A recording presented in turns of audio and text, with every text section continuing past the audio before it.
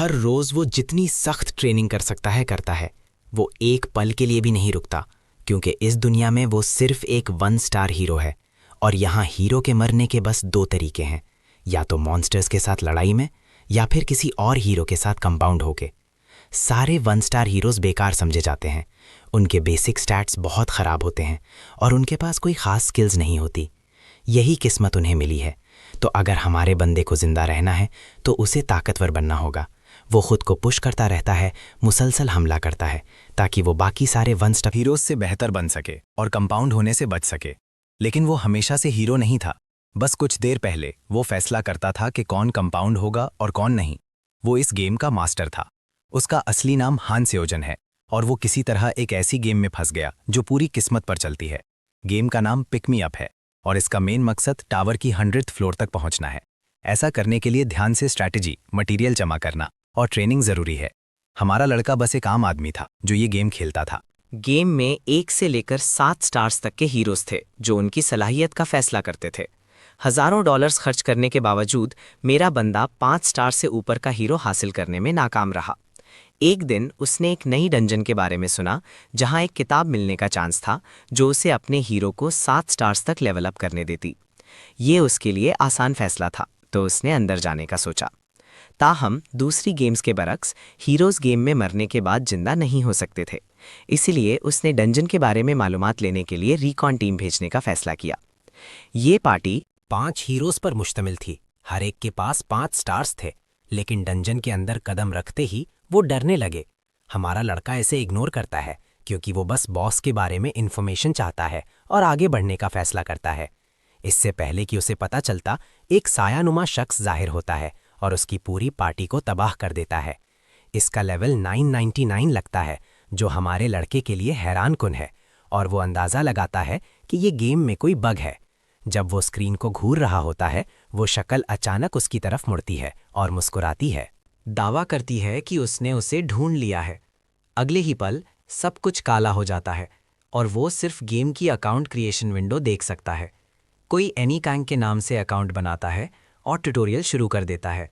ये इतनी जल्दी होता है कि हमारे लड़के के पास सोचने का वक्त नहीं होता।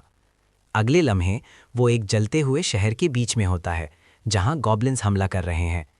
अचानक गॉब्लिन्स में से एक उसकी तरफ भागने लगता है।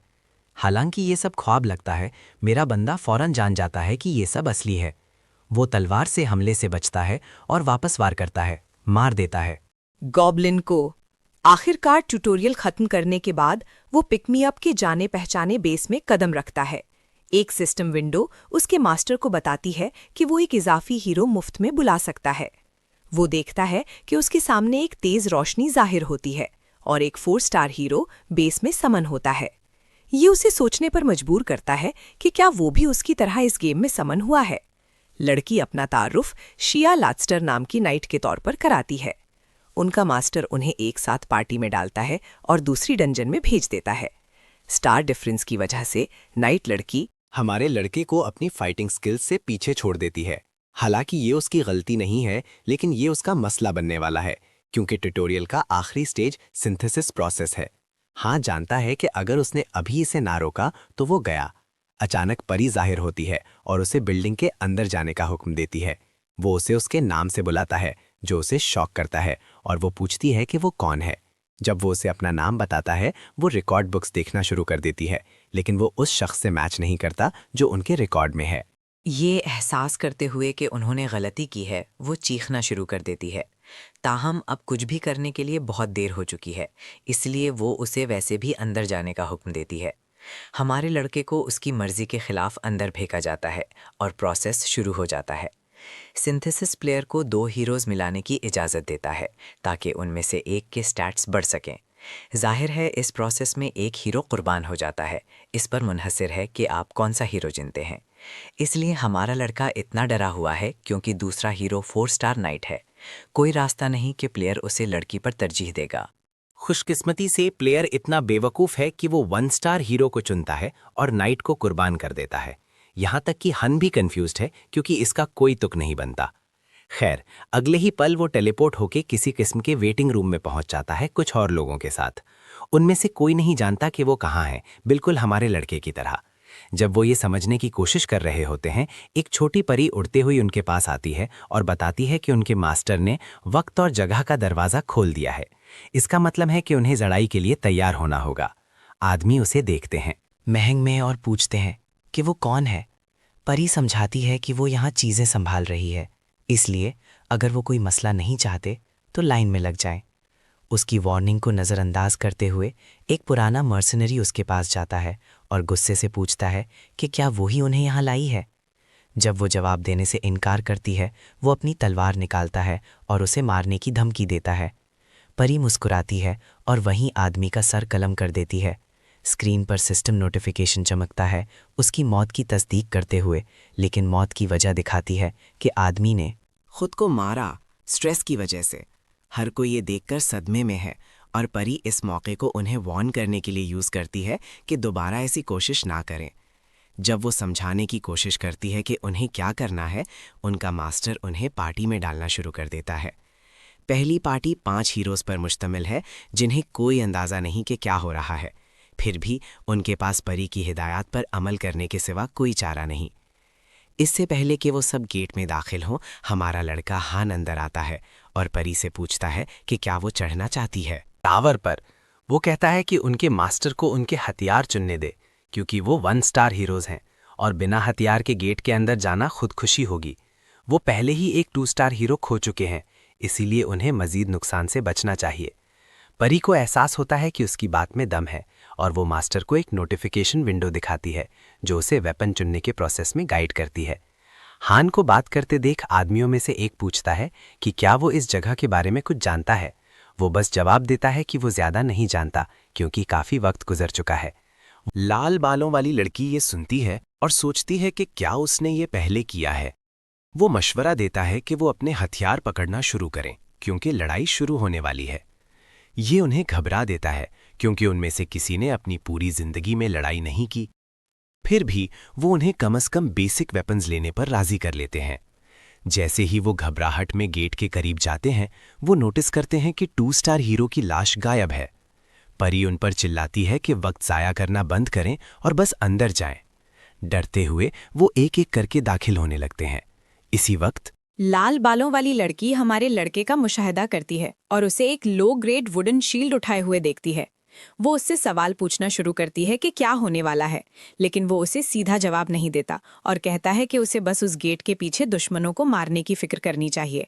तभी कई सिस्टम नोटिफिकेशंस उसके सामने आना शुरू हो जाते हैं जो अभी अंदर जाने वाले हीरोज़ की मौत की तस्दीक करते हैं। उसका उलझा हुआ रिएक्शन देखकर लड़की पूछती है कि क्या हो रहा है, लेकिन वो बस उसे चुप रहने को कहता है। परी तकरीबन पागल हो जाती है हीरोज़ को इतना बुरा परफॉर्म करते देखकर और गुस्से में अगली पार्टी को बुलाती है। इस बार हमारा लड़का और लाल बालों वाली लड़की भी पार्टी में है। उनकी पार्टी का एक बूढ़ा आदमी अपनी कमज़ोर हड्डियों के बहाने बनाने लगता है, लेकिन इससे पहले कि परी उसे काट कर मार डाले, लड़की उसे ज़बरदस्ती खींच लेती है। गेट के अंदर एक मंदिर जैसा इलाका है जो टेलीपोर्टेशन हब का काम करता है। वो फिलहाल पहली मंजिल पर टेलीपोर्ट किए जा रहे हैं। हन सब पर चिल्लाता है कि तैयार हो जाएं क्योंकि कुछ बुरा होने वाला है। अगले ही लम्हे वो सब एक वसी खाली मैदान में हैं जहां बहुत से गॉब्लिन्स उन्हें दूर से घूर रहे हैं। उनकी पार्टी के 3 बंदे तकरीबन डर से गीले हो जाते हैं और भागना शुरू कर देते हैं। एक सिस्टम नोटिफिकेशन दिखाता है कि वो डरे हुए हैं, जिससे उनके स्टैट्स 30% कम हो जाते हैं। बदकिस्मती से उनके लिए वहाँ एक इनविजिबल दीवार है जो उनका रास्ता रोक रही है। लाल बालों वाली लड़की फौरन पहचान लेती है कि बाहर निकलने का कोई रास्ता नहीं और हीरो से पूछती है कि क्या गॉब्लिन्स को मारने से वो जिंदा रह पाएंगे। वो तस्दीक करता है और दोनों लड़ने का फैसला करते हैं। साथ मिलकर हंटर होने की वजह से वो रेंज रोल लेती है, जबकि वो अपनी तलवार और शील्ड के साथ आगे बढ़ता है। इतना पुरसुकून होने के बावजूद हमारे लड़के ने अपनी जिंदगी में कभी लड़ाई का तजुर्बा नहीं किया। वो लड़की पर चिल्लाता है कि गॉब्लिन्स पर फोकस करे अगर वो जिंदा रहना चाहती है। वो अंदाज़ा लगाता है कि प्लेयर ने शायद गलती की होगी जब हीरोज़ को सिंथेसिस के लिए ड्रैग किया, या वो बस इतना बेवकूफ़ होगा कि उसे चुना। बहरहाल वो खुशकिस्मत है कि जिंदा है।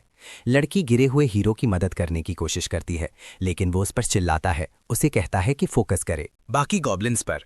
तभी गॉब्लिन्स में से एक उसके कंधे पर काटने में कामयाब हो जाता है, लेकिन वो उसे अपनी शील्ड से कुचल देता है। हालांकि उसे कोई अंदाज़ा नहीं कि वो यहाँ कैसे आया। वो जानता है कि इसका ताल्लुक लेवल 999 वाले साए से है जिसने उसे देखा था। थका देने वाली लड़ाई के बाद वो सारे गॉब्लिन्स को मारने में कामयाब हो गए, लड़की उसके जख्मी बाजू को लेकर परेशान है, लेकिन वो उसे यकीन दिलाता है कि ये ठीक है, क्योंकि जब वो बेस पर वापस जाएंगे तो ठीक हो जाएंगे। इस गेम में फाइट्स में प्लेयर कंट्रोल नहीं है, जिसका मतलब है कि हीरोज को खुद लड़ना पड़ता है। फिर भी ये काफ़ी मशहूर है क्योंकि प्लेयर्स इस दुनिया को खुदाओं की तरह देख सकते हैं। वो भी ये गेम बहुत खेलता था, लेकिन वो कोई आम प्लेयर नहीं था। वो 5वें नंबर का लेजेंड था, जिसका नाम लोकी था। जैसे ही स्टेज क्लियर होती है, लड़की का लेवल बढ़ता है और स्टेज रिवॉर्ड्स का ऐलान किया जाता है। हमारे लड़के को उस स्टेज का सबसे काबिल कदर खिलाड़ी करार दिया जाता है। पहला स्टेज जानलेवा साबित हुआ। सिर्फ 2 बचे, हीरो और लाल बालों वाली लड़की। कहानी वक्त में आगे बढ़ती है, जैसे हमारा लड़का आहिस्ता आहिस्ता अपनी नई हकीकत में ढलता है। वो मानता है कि रोने या शिकायत करने से कुछ नहीं बदलेगा। इसके बजाय वो पुरसुकून जहन के साथ हालात का सामना करने का चुनाव करता है। अब वो समझता है कि उसे पिक मी अप नाम की गेम जैसी दुनिया में बुलाया गया है। एक 1 स्टार हीरो के तौर पर इस दुनिया में हीरोज की सिर्फ 2 मुमकिन मौतें हैं। वो लड़ाई में मर सकते हैं या उन्हें किसी दूसरे हीरो में मर्ज किया जा सकता है, अगर मास्टर फैसला करे कि वो बेकार हैं। इस वजह से वो जानता है कि उसे जल्दी ताकतवर बनना होगा, वरना वो आखिरकार मर्ज और मिट जाएगा। इस डर के साथ वो खुद को लगातार ट्रेनिंग में डाल देता है। उसका 1 स्टार स्टेटस उसे कम बेस स्टैट्स और स्लो ग्रोथ देता है, इसलिए वो एक पल भी ज़ाया नहीं कर सकता। लेवल 5 तक पहुंचने के बाद भी वो लगा रहता है। सख्त वर्जिश उसे उसके फौजी दिनों की याद दिलाती है। वो समझता है कि जिंदा रहने के लिए जिस्मानी ताकत और जहनी डिसिप्लिन दोनों की ज़रूरत है। उसके लिए ये दुनिया बस एक और मैदान जंग है। जब वो पुशअप्स का सेट खत्म कर रहा होता है, आर्चर लड़की उसके पास आती है। वो पूछती है कि वो क्या कर रहा है, और वो बस जवाब देता है कि वो ट्रेनिंग कर रहा है ताकि वो मॉन्स्टर्स से लड़ सके। वो मानती है कि उसने भी उनके हालात के बारे में सोचा है। सारी रात सोचने के बाद उसे एहसास हुआ कि वो भाग नहीं सकते। शिकायत करना बेकार है और जिंदा रहना ही वाहिद रास्ता है। वो अपनी कमान उठाती है, बताते हुए कि उसका बाप एक हंटर था। यही वजह है कि वो कमान चलाना इतने फितरी तरीके से जानती है। मुजाहिरा करने के लिए वो निशाने के सर में सीधा तीर मारती है, मुकम्मल दुरुस्तगी के साथ। हान हैरान होता है कि वो कितनी टैलेंटेड है। जब वो उसकी स्टेटस विंडो देखता है, वो देखता है कि वो पहले ही लेवल 2 पर है। उसके पास बेसिक आर्चरी स्किल्स हैं और उसने कल की लड़ाई से मिलने वाले 4 स्टैट पॉइंट्स यूज़ किए हैं। हालांकि उसे उससे कम पॉइंट्स मिले, उसकी मेंटालिटी मजबूत है और एक यूनिक स्किल है। सबसे अहम बात, वो लोगों को मरते हुए देखने के सदमे से जल्दी संभल गई, कुछ ऐसा जो बहुत से प्लेयर्स बर्दाश्त नहीं कर सकते। इम्प्रेस होके वो उसे ताकतवर बनने में मदद करने पर राजी हो जाता है। वो अपना हाथ आगे बढ़ाती है, कहते हुए कि उसके बाप ने उससे अच्छी टीम वर्क की अहमियत सिखाई। थोड़ी हिचकिचाहट के बाद वो उससे हाथ मिलाता है। एक नोटिफिकेशन तस्दीक करता है कि वो उसके साथ टीम बनाने पर खुश है। बाद में वो परी को बुलाता है। वो फौरन जाहिर होती है परेशान लगते हुए और कहती है कि वो बहुत मसरूफ़ है। वो कमेंट करता है कि मसरूफ़ शख्स के हिसाब से वो काफ़ी जल्दी आ गई। वो गुस्सा करती है कि वो उसके किसी और सवाल का जवाब नहीं देगी। फिर वो पूछता है कि क्या सिर्फ वही उसके सर के ऊपर फ्लोटिंग स्टेटस विंडो देख सकता है। वो एक लम्हे के लिए जम जाती है, इससे पहले कि बहाना करे कि वो नहीं समझ रही, लेकिन उसकी स्टेटस विंडो साफ तौर पर उसका लेवल 257 दिखाती है। जब वो इस तरफ इशारा करता है, वो दावा करती है कि ये बस एक सिस्टम बग है। ये उसे कायल नहीं करता और वो यकीन कर लेता है कि वो वाहिद हीरो है जो ये देख सकता है। वो पूछता है कि अगर मास्टर गेम छोड़ दे तो क्या होगा। परी गुस्सा हो जाती है और उसे कहती है कि दुआ करे कि ऐसा कभी ना हो। उसका रिएक्शन उसकी नीयत से ज़्यादा जाहिर करता है। जब वो पूछता है कि क्या यहाँ वक्त ज़मीन के मुकाबले में अलग चलता है, वो फिर से फट पड़ती है। वो उसके चिल्लाने को तस्दीक समझता है और उसका शुक्रिया भी अदा करता है, जो उसे और ज़्यादा गुस्सा दिला देता है। फिर भी हमारा लड़का पुरसुकून रहता है। वो जानता है कि परी उसे नुकसान नहीं पहुंचा सकती जब तक कि वो अपना दिफा न कर रही हो। वो फैसला करता है कि वो इस दुनिया के बारे में आहिस्ता आहिस्ता सीखता रहेगा, टुकड़ों में। अगर वो ढलने में नाकाम रहा तो वो या तो मौत या मर्जिंग के जरिए ख़त्म हो जाएगा। जब आर्चर लड़की पूछती है कि वो क्या बात कर रहे थे, वो समझाता है कि बचने का वाहिद रास्ता टावर की सारी 100 मंजिलें क्लियर करना है। मास्टर उन्हें परी के जरिए हुक्म देता है और अगर वो पूरा करने में नाकाम रहे मिशंस, तो वो मर जाएंगे। लड़की को समझ आता है कि इसका मतलब है कि आगे और बहुत सी लड़ाइयाँ हैं। वो इत्तफाक करता है, इसीलिए वो इतनी ट्रेनिंग करता है। वो मजीद कहता है कि मास्टर बाद में और हीरोज बुलाएगा। उनकी जिंदगियां इस एक शख्स पर मुनहसर हैं जिन्हें वो कभी नहीं मिले। इस वक्त तक वो गेम के कई बुनियादी कवानीन सीख चुका है। खाना और रोज़मर्रा की ज़रूरियात हर रोज़ खुद ब खुद रीस्टॉक हो जाती हैं। अगर वो किसी चीज़ का तसव्वुर करें तो वो ड्रॉर में ज़ाहिर हो जाती है। लेकिन हथियार, ख़ास तौर पर ताकतवर जैसे गन्स, समन नहीं किए जा सकते। वो ये भी सीखता है कि ट्रेनिंग से लेवल नहीं बढ़ता। ये सिर्फ स्किल्स और स्टैमिना बेटर करता है। जल्द ही मास्टर हीरोज को 3 कैटेगरीज में जज करेगा: मेंटालिटी, स्किल्स और जिस्मानी ताकत। हमारा लड़का जानता है कि वो फिजिकल कैटेगरी में सबसे बेहतर फिट होता है, इसीलिए वो अपने जिस्म को लिमिट तक पुश करता है। 3 दिन तक वो बिना आराम के ट्रेनिंग करता है। जब मास्टर आखिरकार गेम में वापस लॉग इन करता है, वो पूरे इत्मीनान महसूस करता है क्योंकि उसने सख्त मेहनत से 2 स्किल्स अनलॉक कर ली हैं। मास्टर उनकी 5 की पार्टी पूरी करने के लिए 3 नए 1 स्टार हीरोज बुलाता है। नए आने वाले आते ही घबरा जाते हैं। वो मानने से इनकार करते हैं कि उन्हें इतनी जल्दी मॉन्स्टर्स से लड़ना होगा। परी मास्टर के हुक्म पर गेट खोलती है। जब नए हीरोज मुजाहमत करते हैं, वो उन्हें बेहोश कर देती है और खुद गेट के जरिए फेंक देती है। पार्टी दूसरी मंजिल पर पहुंचती है, जहां उन्हें सारे दुश्मनों को हराना होगा। नए आने वाले खौफजदा हो जाते हैं जब वो लेवल 4 भेड़ियों और लेवल 3 गॉब्लिन्स को देखते हैं। उनका डर फौरन उनके स्टैट्स कम कर देता है। यहां तक कि आर्चर लड़की भी घबराई हुई लगती है। हमारा लड़का उसे हिलाता है और कहता है कि वो गॉब्लिन्स को संभाले, जबकि वो भेड़ियों को लेता है। नए हीरोज हिलने से भी डर रहे हैं, इसीलिए उन दोनों को अकेले लड़ना होगा। 2 भेड़िए उसकी तरफ भागते हैं। वो अपनी शील्ड से ब्लॉक करता है और काउंटर अटैक करता है, लेकिन भेड़िया मरता नहीं क्योंकि उसकी तलवार काफ़ी बुरी है। फिर भी ये उसे भेड़िए को 2 टुकड़ों में काटने से नहीं रोकता। अचानक हान महसूस करता है कि एक और भेड़िया पीछे से उस पर कूद रहा है। वो अपनी शील्ड से ब्लॉक करता है और तलवार से हमला करने की कोशिश करता है, लेकिन भेड़िया चालाकी से दूर कूद जाता है। अपना मौरा देख बेहुरे जब भेड़िया हवा में है, वो आगे भागता है और उसे मार देता है। लड़ाई उसे थका देती है और पसीने में शराबोर कर देती है। फौरन बाद वो आर्चर लड़की को चेक करता है और देखता है कि उसने 2 गॉब्लिन्स पर काबू पा लिया है, उन्हें तीरों से भर दिया है। वो उसे कहता है कि वो रुक सकती है क्योंकि गॉब्लिन्स पहले ही मर चुके हैं। एक नोटिफिकेशन जाहिर होती है जो ऐलान करती है कि स्टेज क्लियर हो गई है। दोनों लेवल अप करते हैं और हमारे लड़के को रिवॉर्ड्स तकसीम होने से पहले स्टेज का MVP नामजद किया जाता है। फिर ग्रुप को उनके शुरुआती इलाके में वापस भेज दिया जाता है, जो एक किस्म की लॉबी है। अचानक एक नई नोटिफिकेशन उन्हें बताती है स्टेज 3 के लिए तैयार होने को, और पूरी जगह हिलने लगती है। लड़की घबरा जाती है, सोचते हुए कि क्या हो रहा है, और वो समझाता है कि उन्हें सीधा तीसरी मंजिल पर भेजा जा रहा है। वो 3 बेबस नए हीरोज को देखता है और सोचता है कि मास्टर क्या सोच रहा है, उन्हें बिना तैयारी के मुश्किल स्टेज पर भेज रहा है। जैसे ही वो उनके चांसेस पर शक करने लगता है, मास्टर गेम से लॉग आउट हो जाता है। ये देखकर उसे सुकून की लहर महसूस होती है। तभी परी जाहिर होती है, शिकायत करते हुए कि वो इंतहाई थकी हुई है। वो नोट करता है कि अगली मंजिल तीसरी है, लेकिन मास्टर के लॉग आउट होने और लॉबी में वक्त 3 गुना तेजी से गुजरने की वजह से उनके पास शायद 3 दिन होंगे उसके वापस आने से पहले। हान अपनी स्टेटस विंडो चेक करता है और देखता है कि वो अब लेवल 6 है। उसकी ताकत बढ़ गई है और वो महसूस करता है कि उसकी जिस्मानी सलाहियत बेहतर हो रही है।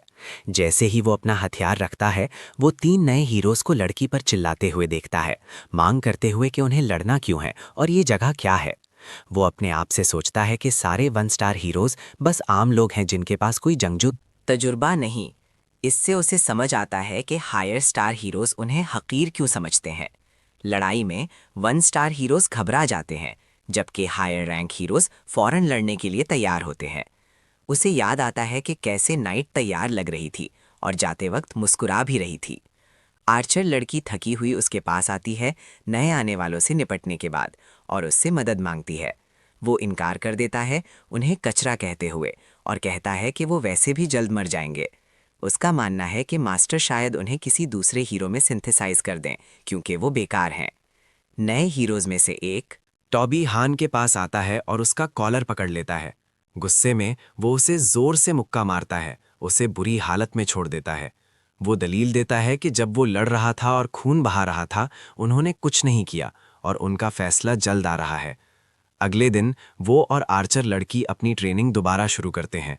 उसकी मखसूस हथियार की मश्क उसकी तलवार और शील्ड स्किल्स को लेवल 2 तक बढ़ाती है। दूसरे 3 हीरोज तहम ट्रेनिंग बिल्कुल छोड़ देते हैं, दिन भागने का रास्ता ढूंढने में जागते हैं। लड़की अपनी तीरंदाजी की मश्क करती है तीर चलाकर, पर जो उन्हें अपनी तलवार से डॉज करता है।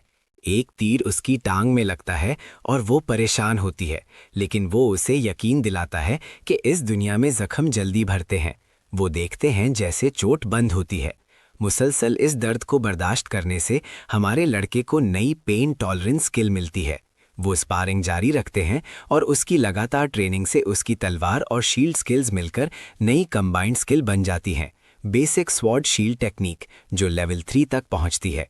अगले दिन मास्टर वापस लॉगिन करता है, परी जाहिर होती है और चिल्लाती है, सब पर के जब मॉन्स्टर जाहिर हों तो उन्हें फौरन लॉबी के अंदर आना चाहिए, वरना वो बड़े खतरे में होंगे। लड़की मानती है कि वो कुछ हद तक खुश है क्योंकि सारा दिन ट्रेनिंग करना थका देने वाला था। इसी दौरान 3 नए हीरोज फिर से चिल्ला रहे हैं, शिकायत करते हुए कि वो घर जाना चाहते हैं और सिर्फ आलू खाने से तंग आ चुके हैं। ये सुनकर परी अपना सब्र बिल्कुल खो देती है। वो खतरनाक हद तक गुस्सा हो जाती है। उनमें से 2 को इतनी जोर से मुक्का मारती है कि वो उड़ते हुए जाते हैं। वो कहती है कि उन्होंने उसे इतना तंग किया है कि वो उनकी शिकायत करेगी। मास्टर से और उन्हें मारती रहती है जब वो मदद के लिए चीखते हैं। फिर मास्टर ग्रुप को दोबारा तीसरी मंजिल पर भेजता है, जहां वो और भी ताकतवर गॉब्लिन्स का सामना करते हैं। हमारी असली जूरी लड़ने के लिए तैयार होती है, जबकि बाकी 3 हीरोज पीछे रहते हैं और कुछ नहीं करते। अपनी शदीद ट्रेनिंग की वजह से वो आसानी से गॉब्लिन्स को काट देता है बिना किसी मसले के। आर्चर लड़की के साथ भी ऐसा ही है, जो इस स्टेज में MVP बनने में भी कामयाब हो जाती है। फिर वो दूसरे 3 हीरोज को देखती है और नोट करती है कि वो मदद करने के लिए तैयार नहीं लगते। हमारा लड़का कहता है कि उसे फ़र्क नहीं पड़ता, क्योंकि वो वैसे भी उनके साथ कोई एक्सपीरियंस पॉइंट्स शेयर नहीं करना चाहता। जो हीरो लड़ाई में हिस्सा नहीं लेता उसे कोई एक्सपीरियंस नहीं मिलता। परी की टिप पर अमल करते हुए मास्टर उन्हें पहली मंजिल दोबारा करने पर मजबूर करता है, ताकि दूसरे हीरोज की शिरकत बढ़ाई जा सके। वो सब वापस पहली मंजिल पर टेलीपोर्ट हो जाते हैं। आम गॉब्लिन्स जाहिर होते हैं और हमला करने के लिए भागते हैं, लेकिन आर्चर आसानी से उन सबको अपने तीरों से मार देती है। MVP बन जाती है। मास्टर फौरन उन्हें अनहीन स्टेज रिपीट करवाता है। हीरो तबसरा करता है कि लगता है उन्हें कोई ब्रेक नहीं मिलेगी, क्योंकि उन्होंने इसे बहुत आसान बना दिया। इस बार वो लेवल क्लियर करता है और MVP बन जाता है।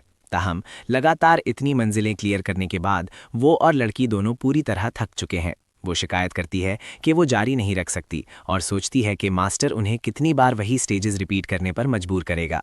एक लंबे और थका देने वाले दिन के बाद वो आखिरकार लॉबी वापस जाते हैं। ताहम वो ज्यादा खुश नहीं है बाकी 3 हीरोज की देखभाल करने पर। खुशकिस्मती से उनके लिए मास्टर सिंथेसिस चेंबर खोलने का फैसला करता है, जिसका मतलब है किसी भी बेकार हीरो को अलविदा। बस कुछ दिन पहले वो भी उसी जगह पर था, लेकिन उसे दूसरा मौका दिया गया। वो समझाता है कि मास्टर बाहर से सब कुछ देख सकता है, मुशाहिदा करते हुए कि कौन लड़ रहा है और कौन सुस्ती दिखा रहा है। परी आती है और आर्चर लड़की और एल्सन नाम के पुराने हीरो को सिंथेसिस चेंबर में दाखिल होने की हिदायत देती है। ये एहसास करते हुए कि वो मरने वाला है, आदमी हमारे लड़के पर चिल्लाने लगता है, आंचजा करते हुए कि उन्हें ज़बरदस्ती यहाँ लाया गया और ये गलत है। उसकी शिकायतों के बावजूद उसे अंदर कदम रखने पर मजबूर किया जाता है। गेट बंद हो जाता है और मास्टर तस्दीक करता है कि वो सिंथेसिस शुरू करना चाहता है। अंदर आदमी चीखता और भीख मांगता है, जैसे उसका जिस्म आहिस्ता आहिस्ता रोशनी में गायब हो जाता है। प्रोसेस मुकम्मल होता है और कुर्बानी के नतीजे में आर्चर लड़की लेवल अप करती है और नई स्किल ईगल आई हासिल करती है। वो कन्फ्यूजन में चेंबर से निकलती है, पूछती है कि उस आदमी को क्या हुआ जो गायब हो गया। हन समझाता है कि ये वो जगह है जहां बेकार लोगों को कुर्बान किया जाता है। फिर वो कहता है कि अब उसकी बारी है और सोचता है कि बाकी 2 आदमियों में से कौन उसके लिए कुर्बान होगा। ये सुनकर दोनों आदमी डर से घबरा जाते हैं। फिर परी ऐलान करती है कि अगली जोड़ी वो और टोबी नाम का दाढ़ी वाला आदमी है। आदमी बिल्कुल खौफसदा लगता है, उसे कोई अंदाज़ा नहीं कि क्या होने वाला है। दोनों को सिंथेसिस सेंटर में फेंका जाता है, जहां वो पागल हो जाता है, चिल्लाता और पूछता है कि क्या उसे आखिरकार घर भेजा जा रहा है। हमारा लड़का उसके वहमों का साथ देता है ताकि वो सुकून से मर सके। जल्द ही सिंथेसिस मुकम्मल हो जाती है और दाढ़ी वाला आदमी हमारे हीरो में मर्ज हो जाता है। इस वजह से वो लेवल अप करता है और नई स्किल कंपोजर हासिल करता है। जब वो आखिरी बचे हुए आदमी के पास से गुजरता है, हान उसे बताता है कि ये उसका खुशकिस्मत दिन है। आर्चर लड़की आखिरकार समझ जाती है कि बेकार लोगों को अंदर भेजा जाता है और मिटा दिया जाता है। वो परेशान होती है कि क्या होगा अगर वो खुद किसी दिन बेकार हो गई। हमारा लड़का जवाब देता है कि मॉन्स्टर सिर्फ ताकतवर होंगे और उन्हें भी होना होगा। उसे ताकतवर बनना होगा वरना वो आखिरकार कुर्बान हो जाएगी। वो उसे उसके बाप की नसीहत याद दिलाता है कि हमेशा सही तरफ खड़े रहो। ये सुनकर उसे एहसास होता है कि उसे हमारे लड़के के साथ रहना चाहिए। अगले दिन ट्रेनिंग एरिया में वो उसके पास आती है, झुकती है और रस्मी तौर पर अब से उसकी निगरानी में रहने की दरख्वास्त करती है। हमारा लड़का जानता है कि इस लड़की में कुछ खास है और उसे कहता है कि अगर वो ज़रूरी काम करती रहेगी तो वो नहीं मरेगी। जब वो बात करते हैं, सुनहरी बालों वाला आदमी पास आता है और उन्हें ज्वाइन करने की दरख्वास्त करता है। वो अपनी पिछली बुज़दिली और उन्हें अकेले लड़ने देने पर माफ़ी मांगता है और वो उनसे भीख मांगता है कि उसे लड़ना सिखाएं। हीरो पूछता है कि वो उस पर क्यों भरोसा करे और आदमी उनके सामने घुटने टेकने लगता है। हमारे लड़के के लिए ये काफ़ी है और वो उसे एक नेज़ा पकड़ा देता है। वो मानता है कि वो उस हथियार के बारे में ज़्यादा नहीं जानता, लेकिन बिगिनर के लिए सीखना सबसे आसान है। बाद में वो कॉम्बैट रेंजेस की मुख्तलिफ अक़साम समझाता है। तलवार और खंजर को क्लोज रेंज वेपन्स, नेज़ों को मिड रेंज और कमानों को लॉन्ग रेंज बताता है। वो इशारा करता है कि उसके नए नेज़े के साथ उनकी टीम के पास अब क्लोज, मिड और लॉन्ग रेंज कैपेबिलिटीज़ का मुकम्मल कॉम्बिनेशन है। अपनी तलवार उठाते हुए वो आदमी को आने और उससे लड़ने का हुक्म देता है। सुनहरी बालों वाला आदमी घबरा जाता है, पूछता है कि क्या उसे वाकई लड़ना होगा। ब्रो अचानक हमला करके जवाब देता है, समझाता है कि उसने खुद कभी नेज़ा चलाना नहीं सीखा, इसीलिए वो सिखा नहीं सकता। उसने तलवार खुद सीखी और उसे भी वही करना होगा। ये सुनकर आदमी अचानक वापस हमला करने की हिम्मत बताता है, लेकिन वो बंद आंखों से ऐसा करता है। हमारा लड़का आसानी से उसके पेट में लात मारता है, बताते हुए कि बंद आंखों से लड़ना बेवकूफ़ी है। लात उसे बुरी हालात में छोड़ देती है और वो उल्टी कर देता है। हीरो सर्द महरी से कहता है कि अगर वो मॉन्स्टर होता तो वो पहले ही मर चुका होता। आर्चर लड़की बीच में आती है, कहते हुए कि वो अपने पहले दिन के लिए कुछ ज़्यादा सख्त हो रहा है, लेकिन हीरो अपने साथ कोई बोझ उठाने का इरादा नहीं रखता। फिर वो आदमी से पूछता है कि क्या उसकी कोई फैमिली है। सुनहरी बालों वाला आदमी जवाब देता है कि उसकी छोटी बहन है जो उसका इंतज़ार कर रही होगी। हमारा लड़का अपनी तलवार पारन की गर्दन पर रखता है और उसे तसव्वुर करने को कहता है कि क्या होगा अगर वो कभी वापस ना आया। वो पूछता है कि उसकी बहन का क्या होगा अगर वो मॉन्स्टर के हाथों मर गया। ये सख्त मोटिवेशन सुनने के बाद आदमी अपने अंदर नई हिम्मत पाने लगता है। उसकी आंखों में बदलाव देखकर हमारा लड़का मुस्कुराता है और कहता है कि अब उसे बेहतर लग रहा है। वापस लॉबी में एक नोटिफिकेशन जाहिर होती है, ऐलान करते हुए कि मास्टर ने वेपन स्टोरेज सिलेक्ट किया है और ब्लैकस्मिथ ऐड किया है। आइटम स्टोरेज के अंदर बनना शुरू हो जाते हैं, जिसका मतलब है ग्रुप अब अपने हथियार खुद बना सकता है। ये देखकर हमारा लड़का परी को बुलाता है। जाहिर होने के लिए वो गुस्से में जाहिर होती है, मांग करते हुए कि वो उसे हुक्म देने की जुर्रत कैसे कर सकता है।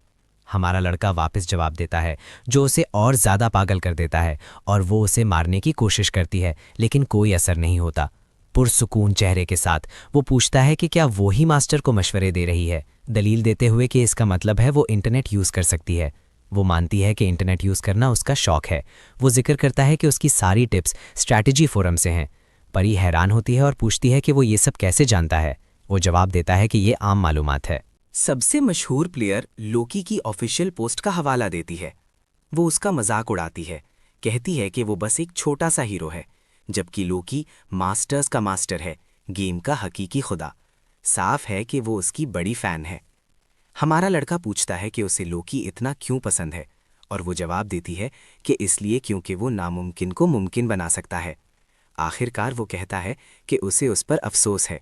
परी रुक जाती है और पूछती है कि उसने अभी क्या कहा। ब्रो सीधा उसकी तरफ देखता है और ऐलान करता है कि वो लोकी है, सो कॉल्ड मास्टर्स का। परी हान के अल्फाज सुनकर जम जाती है, लेकिन वो पुरसुकून तरीके से अपना अकाउंट नंबर देता है। जैसे ही वो सुनती है, वो बिल्कुल खामोश हो जाती है।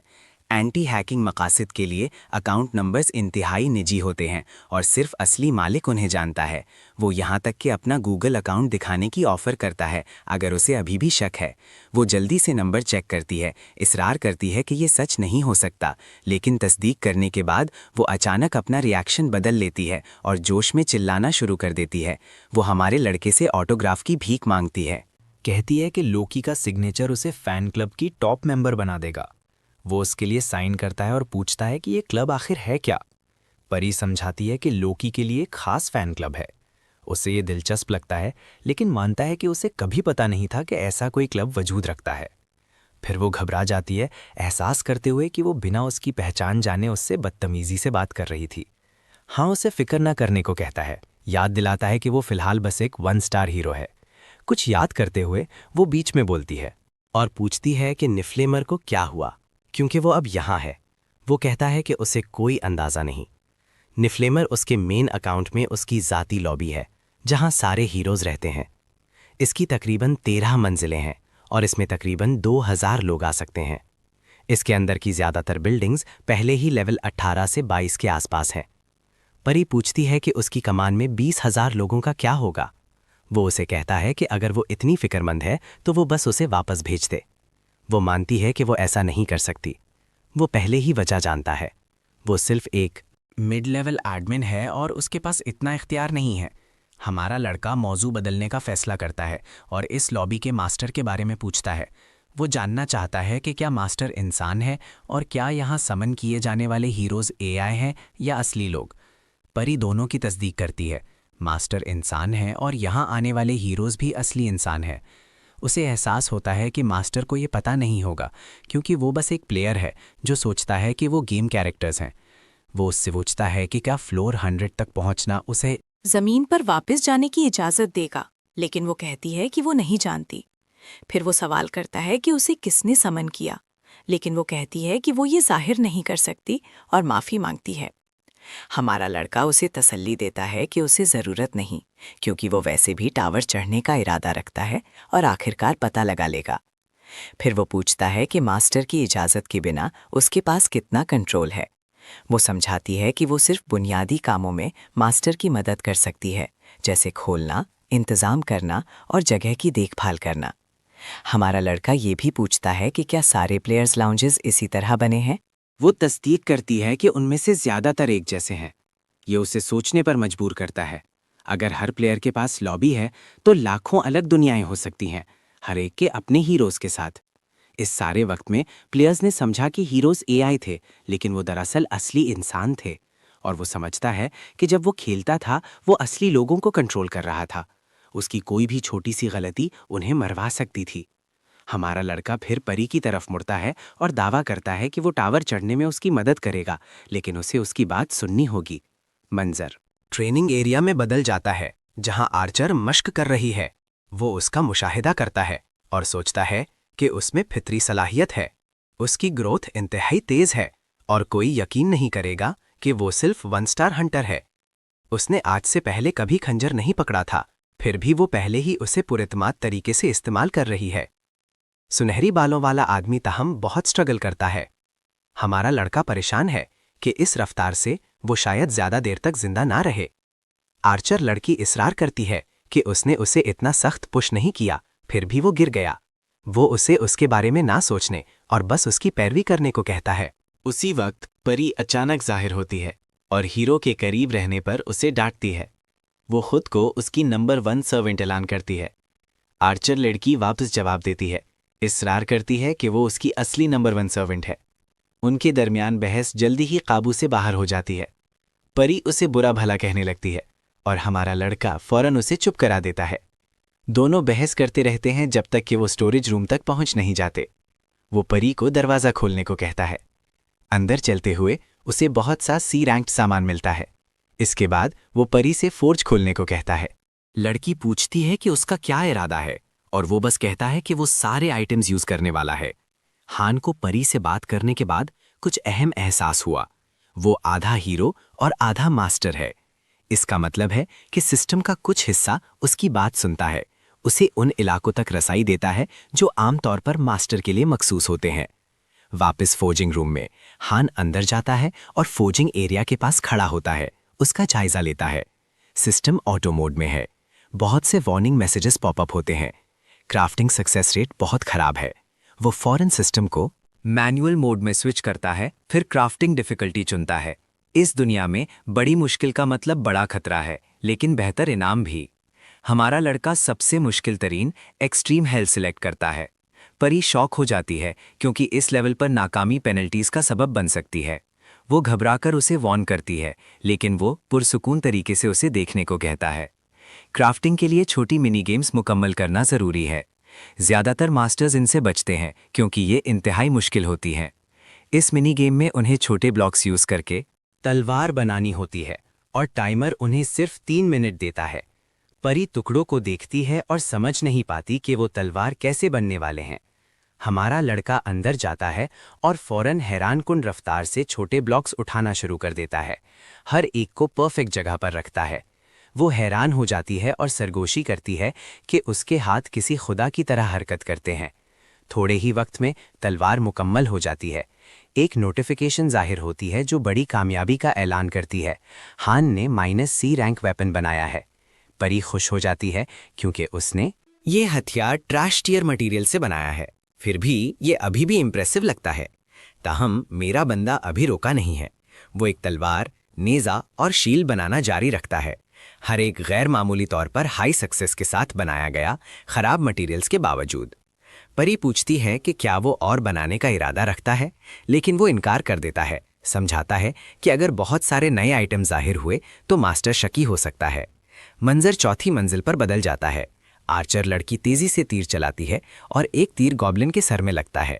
वो जिक्र करती है कि उसकी नई कमान बहुत अच्छी लग रही है और कहती है कि दूसरे उसे चुड़ाने की कोशिश कर सकते हैं। हमारा लड़का उसे यकीन दिलाता है कि ऐसा नहीं होगा अगर वो एक्सक्लूसिव वेपन फीचर यूज़ करे। इस बार उन्हें उड़ने वाले मॉन्स्टर्स का भी सामना करना है। हीरो उसे उड़ने वाले मॉन्स्टर्स को संभालने को कहता है, जबकि वो ज़मीन पर गॉब्लिन्स का ख्याल रखेगा। वो एरन को उसकी हिफाजत करने को कहता है और आदमी अपनी पूरी कोशिश करने का वादा करता है। अचानक उड़ने वाले मॉन्स्टर्स हमला करते हैं। सुनही बौलों मरा आदमी घबरा जाता है और चीखते हुए अपना नेज़ा इधर उधर घुमाना शुरू कर देता है। उसका डर उसके स्टार्ट्स को 30% कम कर देता है। वो तब तक घबराया रहता है जब तक लड़की उसके पास भागकर नहीं जाती और उसे जोर से थप्पड़ मारती है, जो उसे होश में लाता है। वो उसे वार्न करती है कि अगर वो एक बार भी नाकाम हुए तो वो तीनों मर जाएंगे। उसकी बातें उसे फोकस कराती हैं और वो पुरसुकून हो जाता है। तीनों के मिलकर काम करने से वो स्टेज कामयाबी से क्लियर कर लेते हैं। बाद में नेज़े वाला आदमी थका हुआ और बुरी हालत में है। वो कहता है कि वो कुछ खास नहीं कर सका और डरता है कि अगर वो कमज़ोर रहा तो किसी और के साथ मर्ज हो जाएगा। लेकिन अगले ही लम्हे एक उसे फेवरेट लिस्ट में शामिल होते हुए दिखाता है। हाँ, उसे बताता है कि इसका मतलब है वो जल्द नहीं मरने वाला।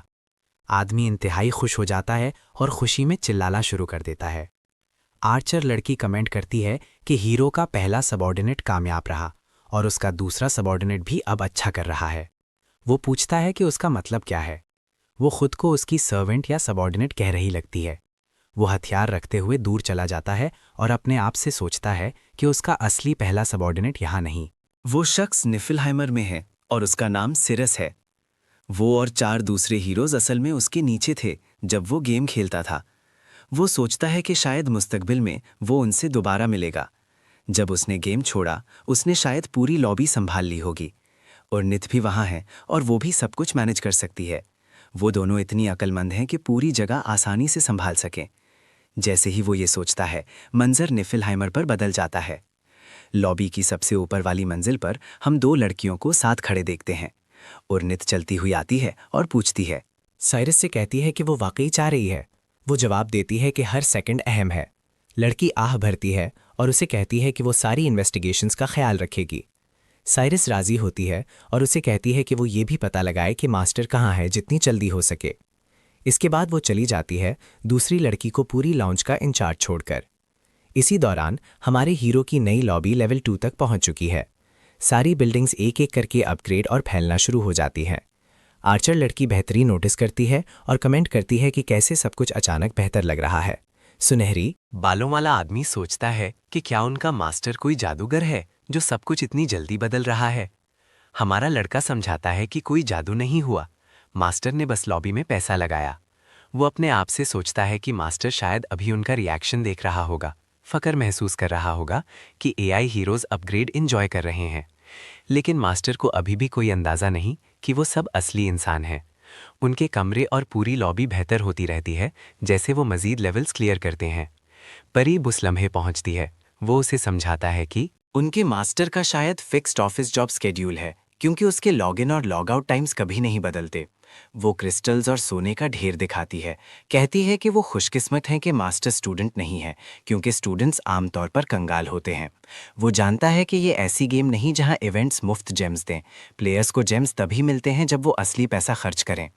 अचानक एक नई सिस्टम नोटिफिकेशन जाहिर होती है जो उन्हें बताती है कि 10 समन्स हो रहे हैं, जिसका मतलब है 10 नए लोग किसी भी लम्हे जाहिर होंगे। हर कोई सामने वाले गेट की तरफ मुड़ता है। वो कहता है कि वो मज़ीद नए आने वालों से मिलने वाले हैं और समझाता है कि समन्स की 2 अक़साम हैं। गोल्ड समन्स 1 स्टार हीरोज़ लाते हैं, जबकि जेम समन्स एडवांस्ड हीरोज़ लाते हैं। उलझे हुए लोगों का ग्रुप गेट से बाहर निकलता है, पूछते हुए कि वो कहाँ हैं। वो उनके सामने खड़ा होता है और खामोशी से उनका मुशाहिदा करता है। फिर वो अपनी तलवार उठाता है और एक आदमी की तरफ इशारा करता है।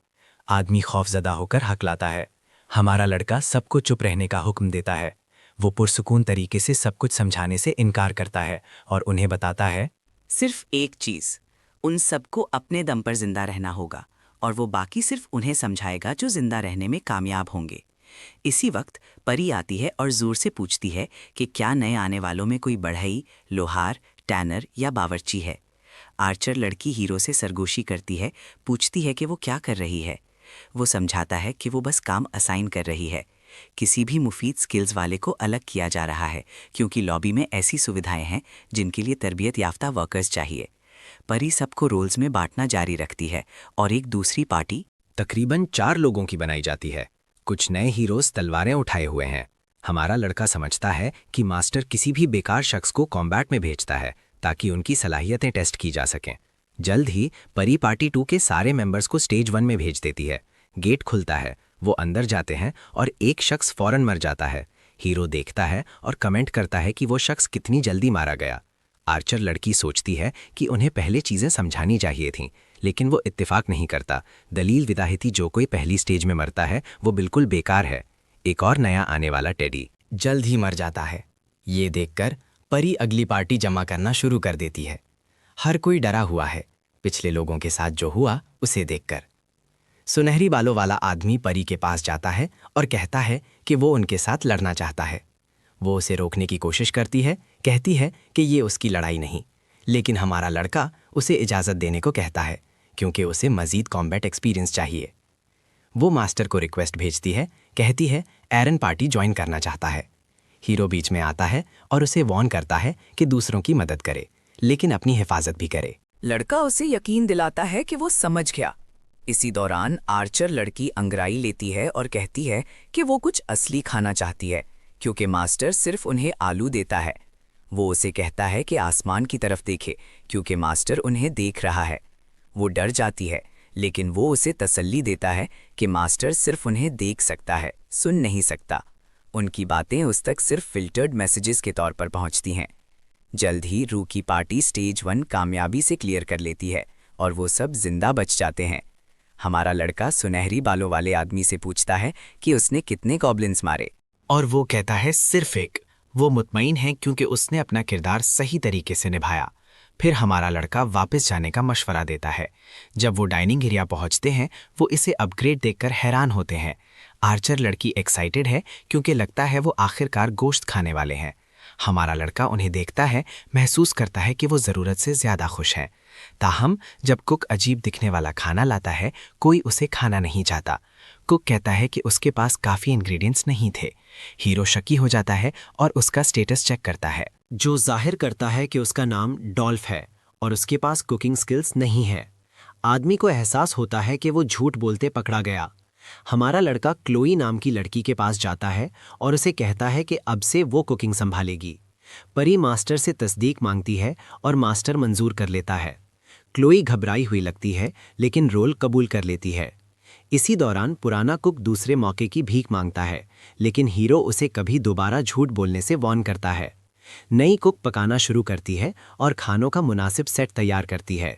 सब आलू से बने हैं, लेकिन देखने में अच्छे और मज़ेदार हैं।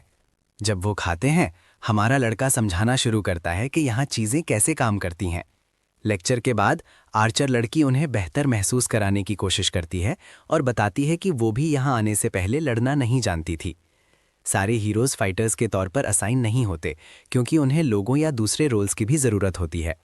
वो समझाता है कि इन रोल्स में बचने का चांस बेहतर है, लेकिन उन्हें फिर भी ट्रेनिंग करनी चाहिए, क्योंकि उन्हें हमेशा उनसे बेहतर लोगों से रिप्लेस किया जा सकता है। अगले दिन हीरोज़ का एक और ग्रुप समन होता है, लेकिन इस बार ये बस कुछ नौजवान लड़के हैं। हीरो फौरन उनके साथ ट्रेनिंग शुरू कर देता है, जबकि आर्चर लड़की और सुनहरी बालों वाला आदमी अपने खास हथियारों के साथ मश्क करते हैं। लड़के ट्रेनिंग के बाद थक चुके और पिटे हुए हैं, लेकिन हीरो अब भी सोचता है कि वो छुपने वालों से बेहतर है। दिन गुजरते हैं और मज़ीद हीरोज़ बुलाए जाते हैं। आर्चर लड़की सोचना शुरू करती है कि वो 5वीं स्टेज पर क्यों नहीं जा रहे। हमारा लड़का बस उसे बताता है कि मास्टर अभी पार्टी सिलेक्ट कर रहा है। गेम में डिफ़िकल्टी 5वीं स्टेज पर तेज़ी से बढ़ती है, तकरीबन बॉस लेवल की तरह। वजह जो उसने उसे इस बारे में नहीं बताया वो ये है कि वो खुद भी यकीन नहीं रखता कि वो इस स्टेज पर जिंदा रहने के लिए काफ़ी ताकतवर है। आगे बढ़ने के बजाय वो चौथी मंजिल पर प्रैक्टिस के लिए वापस जाते हैं। हीरो पीछे रहता है और लड़ाई में उनकी रहनुमाई करता है। उन्हें कहता है कि वो अपनी फॉर्मेशन ना तोड़ें। उनमें से कोई भी अकेले काफ़ी ताकतवर नहीं, लेकिन अगर वो मिलकर काम करें तो वो मुफीद हो सकते हैं। इसलिए वो चाहता है कि वो ताकतवर बने, क्योंकि शायद उसे अगले स्टेज में उनकी मदद की ज़रूरत पड़े। ये अभी भी वाज़े नहीं कि उन्हें किस किस्म का मिशन मिलेगा, लेकिन कुछ मिशंस वो अकेले नहीं कर सकता। लड़के स्टेज क्लियर करने के बाद जश्न मनाना शुरू करते हैं। उन्हें देखकर आर्चर लड़की मुस्कुराती है और कहती है कि उन्होंने अच्छा किया। पहली बार हीरो भी उससे इत्तेफाक करता है। जैसे वक्त गुजरता है, उनका मास्टर लंबे अरसे के लिए लॉग ऑफ होना शुरू कर देता है। अच्छी बात यह है कि उन्हें नए समन्स में लोहार और टैनर मिलते हैं। वो शुरू करते हैं मिलकर काम करना और ई रैंक तलवारें बनाना।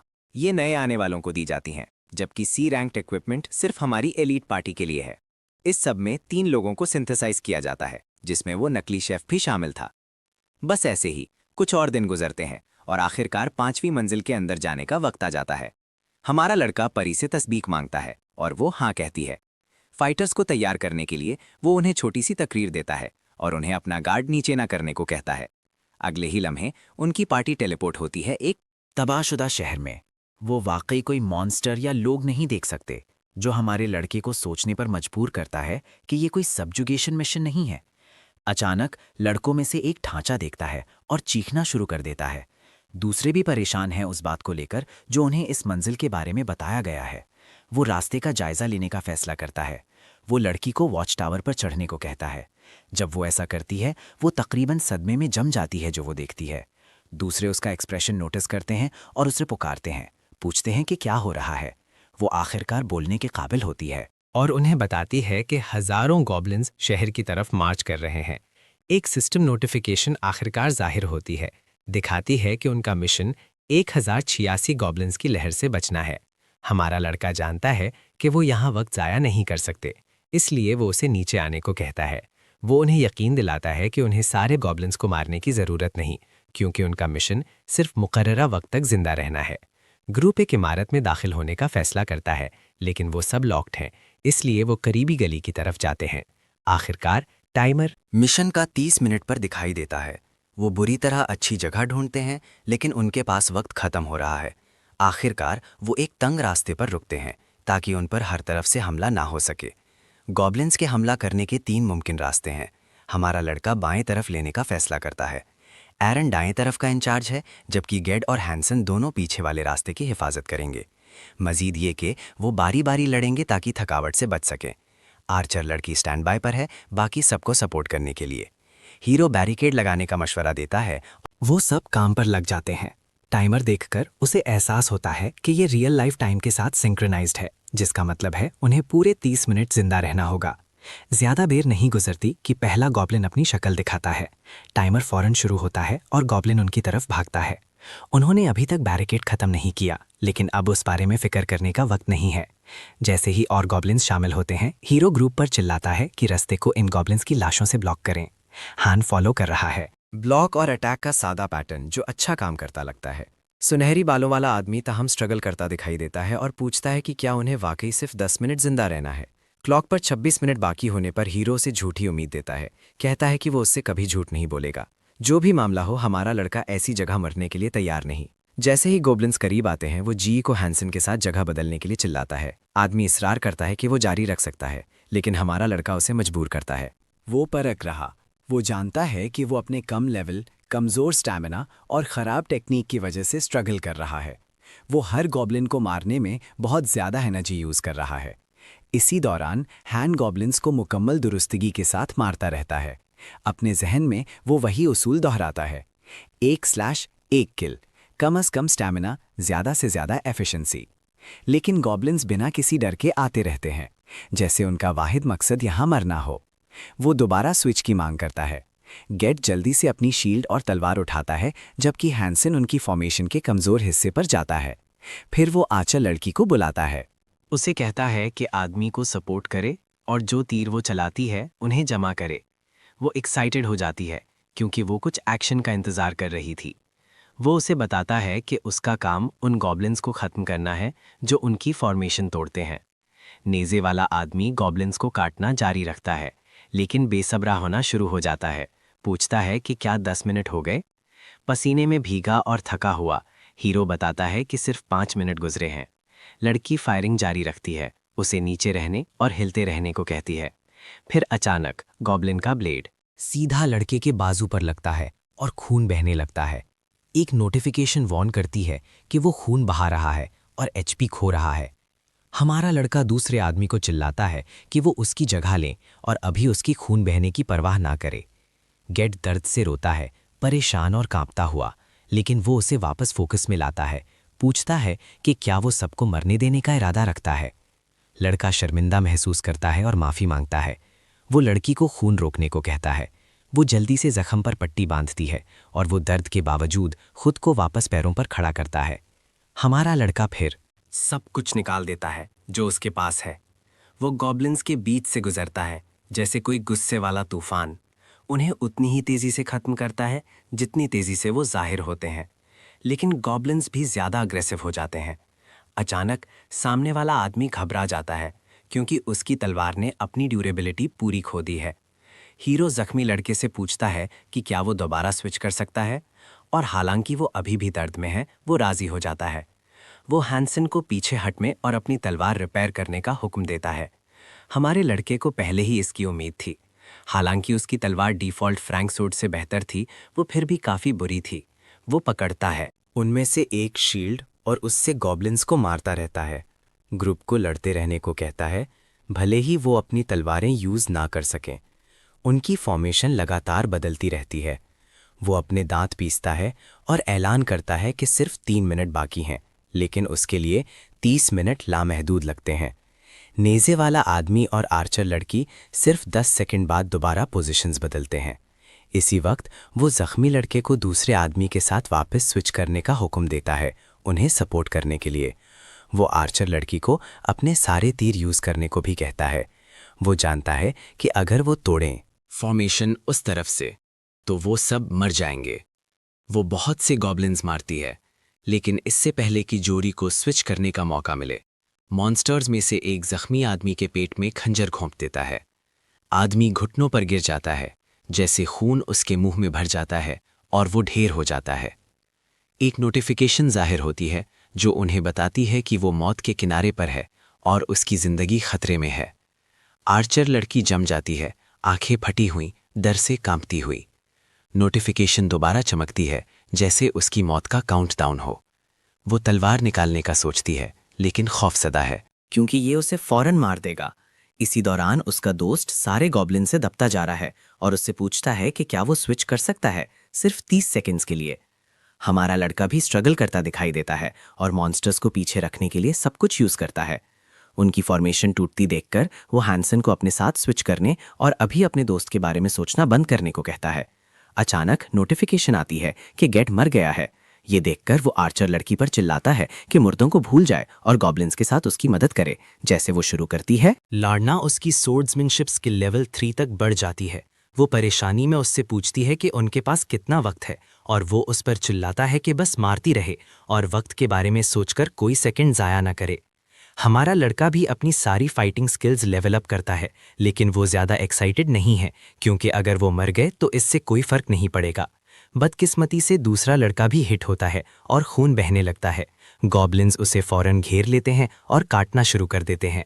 हीरो जानता है उनकी फॉर्मेशन टूट चुकी है, इसलिए वो पूरे ग्रुप को अपने साथ चिपकने का हुक्म देता है।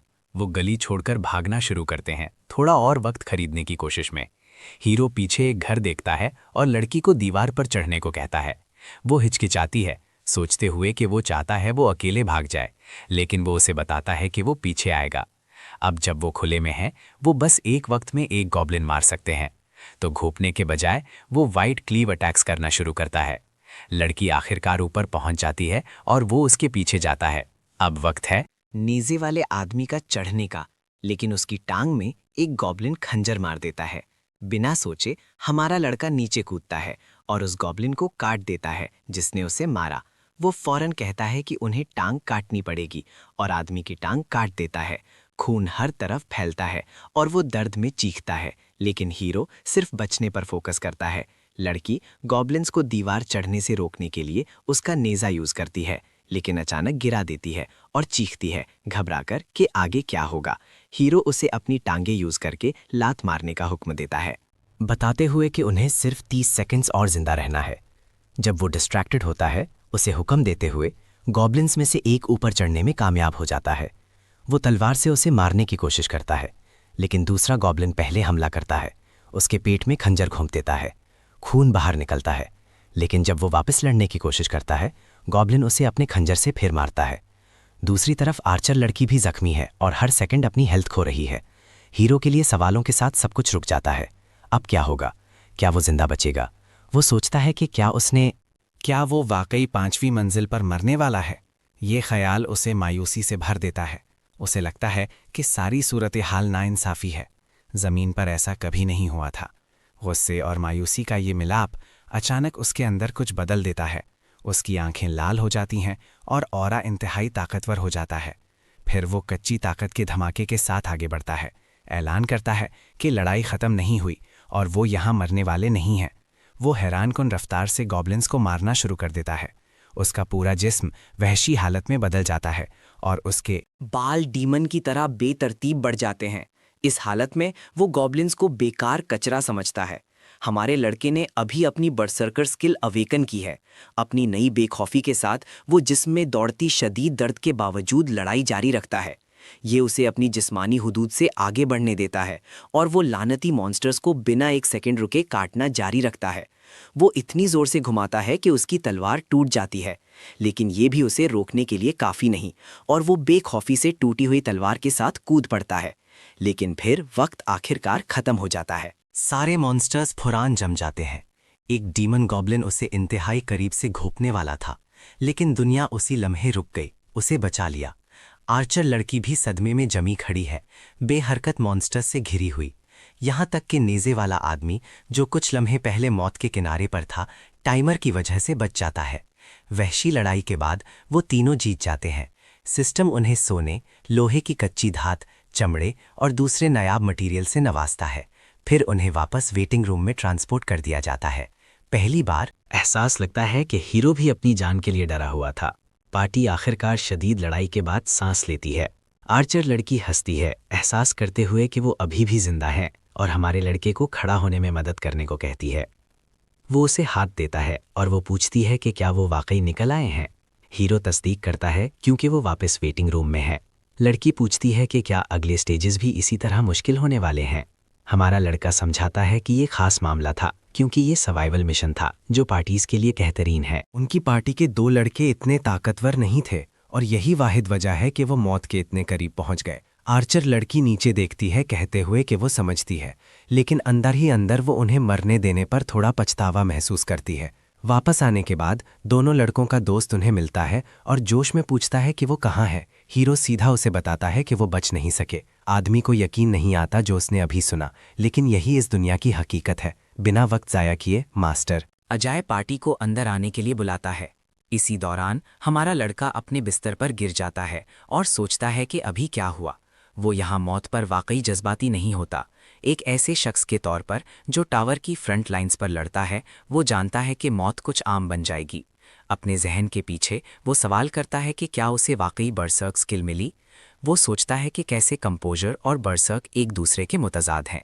पहला उसे पुरसुकून रखता है, जबकि दूसरा ताकत देता है लेकिन कंट्रोल छीन लेता है। वो सोचता है कि क्या ये अजीब कॉम्बिनेशन इसलिए हुआ क्योंकि वो किसी तरह एक ही वक्त में मास्टर और हीरो दोनों बन गया, लेकिन वो फैसला करता है कि इस पर ज़्यादा नहीं सोचेगा। कल मसरूफ दिन होगा, इसलिए आज वो आराम करना चाहता है। अगली सुबह वो ट्रेनिंग ग्राउंड जाता है और नोटिस करता है कि आर्चर लड़की पहले ही अपनी डैगर स्किल्स की मशक कर रही है। वो उससे पूछता है कि वो पहले ही यहाँ क्यों है, जबकि वो आमतौर पर लेट होती है। लड़की उसे बताती है कि वो मरना नहीं चाहती। हमारा लड़का नोटिस करता है कि उसे कल की लड़ाई के बाद नई स्किल मिली। उसके मुकाबले में नेज़े वाले आदमी को उतनी ही मेहनत करने के बावजूद कोई स्किल नहीं मिली। जहाँ तक उसका ताल्लुक है, उसकी ग्रोथ कॉस्ट 5 पर फिक्स्ड है, जो 3 स्टार हीरो के लिए नॉर्मल ग्रोथ रेट है। वो फैसला करता है कि क्योंकि वो 1 स्टार हीरो के लिए मैक्सिमम लेवल के करीब है, उसका अगला मकसद 2 स्टार हीरो बनना होना चाहिए। जब वो हैंड स्टैंड पुशअप्स कर रहा होता है, लड़की पास आती है और अचानक उसके एब्स छूती है, उसे अनकंफर्टेबल कर देती है। वो फौरन उसे हाथ हटाने को कहता है और जल्दी से शर्ट वापस पहन लेता है। वो शिकायत करती है, कहती है कि उसके एब्स थके हुए भी नहीं हैं, लेकिन वो जवाब देता है कि वो हैं। ये लड़की उसे हैरान करना जारी रखती है। वो बस कल ही मौत के करीब लड़ाई से बचे और वो पहले ही ऐसे एक्ट कर रही है जैसे कुछ हुआ ही ना हो। फिर वो जिक्र करती है कि एरन शायद नहीं आएगा और वो उसे छोड़ने को कहता है। उसे शक है कि आदमी अपने कमरे में नाराज बैठा है, अभी भी उन 2 दूसरों की मौत से मुतासिर जो उसके करीब थे। हैरन ट्रेनिंग ग्राउंड में दूसरों को देखता है और थोड़ा पछतावा महसूस करता है मेहनती हीरोज खोने पर। वो खामोशी से सोचता है कि गेड और हैंसन मुफीद हो सकते थे अगर उन्हें ट्रेनिंग के लिए थोड़ा और वक्त मिल जाता, और एक मुख्तसर लम्हे के लिए वो ख्वाहिश करता है कि इन लूजर्स के बजाय वो जिंदा बचने वाले होते। ये सब सुनकर लड़की उसे कहती है कि उन्हें फिलहाल सिर्फ ट्रेनिंग पर फोकस करना चाहिए। इसी वक्त उनका दोस्त ट्रेनिंग ग्राउंड पहुंचता है, देर से आने की माफी मांगते हुए। हीरो उसका कसूरवार एक्सप्रेशन नोटिस करता है और सोचता है कि क्या गलत है। आदमी खामोशी से इकरार करता है कि अगर वो ताकतवर होता तो वो जो मार गए ना मरते। हमारा लड़का सर्द महरी से जवाब देता है कि वो सिर्फ इसलिए मरे क्योंकि वो कमजोर थे। अब तक वो इस दुनिया में कम से कम 1 महीना गुजार चुका है, जो रियल टाइम में तकरीबन 10 दिन है। जो कुछ उसने देखा है वो अपने मास्टर का लॉगिन पैटर्न गेस कर सकता है। उनके वक्त और जमीन के वक्त में 3 गुना का फर्क है। मास्टर दिन में 3 बार लॉगिन करता है। उन स्टेजेस में जिनमें लड़ाई शामिल है, वक्त बिल्कुल रियल लाइफ की तरह चलता है। अगर ऐसा ना होता वो शायद मर चुके होते। उन गॉब्लिन्स के हाथों अचानक परी जाहिर होती है, सबको हीरो से सीखने को कहती है।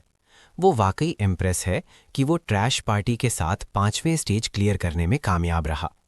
जब लड़की खामोशी से पूछती है कि परी ऐसा क्यों कर रही है, वो बस उसे बताता है कि ये बिजनेस सीक्रेट है। इसी दौरान परी सबको गुस्से से डांटती है, शिकायत करते हुए कि जब वो इतनी मेहनत कर रही थी, दूसरे आराम से बैठे थे। हमारा लड़का जवाब देता है कि इससे कोई फर्क नहीं पड़ता, क्योंकि वो हीरोज हमेशा बुलाने पर बाहर आते हैं। वैसे भी इसी वक्त उनका मास्टर नई पार्टी बनाता है। उसे और आर्चर लड़की को 3 नए हीरोज के साथ जोड़ देता है। लड़की थोड़ी परेशान है क्योंकि वो इन लोगों से पहले नहीं मिले। हीरो उसे यकीन दिलाता है कि फिक्र की कोई बात नहीं और इस बार चीज़ें मुख्तलिफ होंगी। जब वो सब वेटिंग रूम में खड़े होते हैं, वो नोटिस करता है कि डेली डंजन अनलॉक हो चुका है। एक आदमी डरे हुए एक्सप्रेशन के साथ उसके पास आता है, कहता है कि वो शायद डंजन में उसके मुकाबले में ज़्यादा कुछ नहीं कर पाएंगे। वो उसे यकीन दिलाता है कि ये ठीक है, क्योंकि उन्हें लड़ना नहीं पड़ेगा। पार्टी आखिरकार मटेरियल्स जमा करने के मिशन के साथ डंजन में दाखिल होती है। एक सिस्टम नोटिफिकेशन जिक्र करता है कि डंजन की किस्म हफ्ते के दिन के हिसाब से मुख्तलिफ हो सकती है। लड़की थोड़ी उलझी हुई है क्योंकि नज़र में कोई दुश्मन नहीं, लेकिन वो उसे समझाता है कि ये डंजन सिर्फ कुछ मटेरियल्स जमा करने के लिए है। उन्हें बस चीज़ें ढूंढनी है और पोर्टल में फेंकनी है। वो फिर इन चीज़ों को वेपन्स और दूसरी चीज़ें बनाने के लिए यूज़ कर सकते हैं। ये सुनकर आर्चर लड़की पूछती है कि क्या उसे वाकई लड़ना नहीं। वो उसे बताता है कि उसके लिए अलग है और वो दोनों कुछ खाना शिकार करने के लिए जंगल की गहराई में जाते हैं। उनका सामना एक हिरन से होता है और लड़की बिना किसी मसले के उसे मार गिराती है। वो जोश में भाग कर जाती है और हंटर के तौर पर अपना तजुर्बा यूज करके गोश्त जमा करती है। हमारा लड़का उसे सारे मटेरियल्स पोर्टल में फेंकने का मशवरा देता है और कुछ मुख्तलिफ के लिए निकल जाता है। वो एक आबशार के पास रुकता है और नोटिस करता है कि उनके पास सिर्फ 30 मिनट बाकी हैं।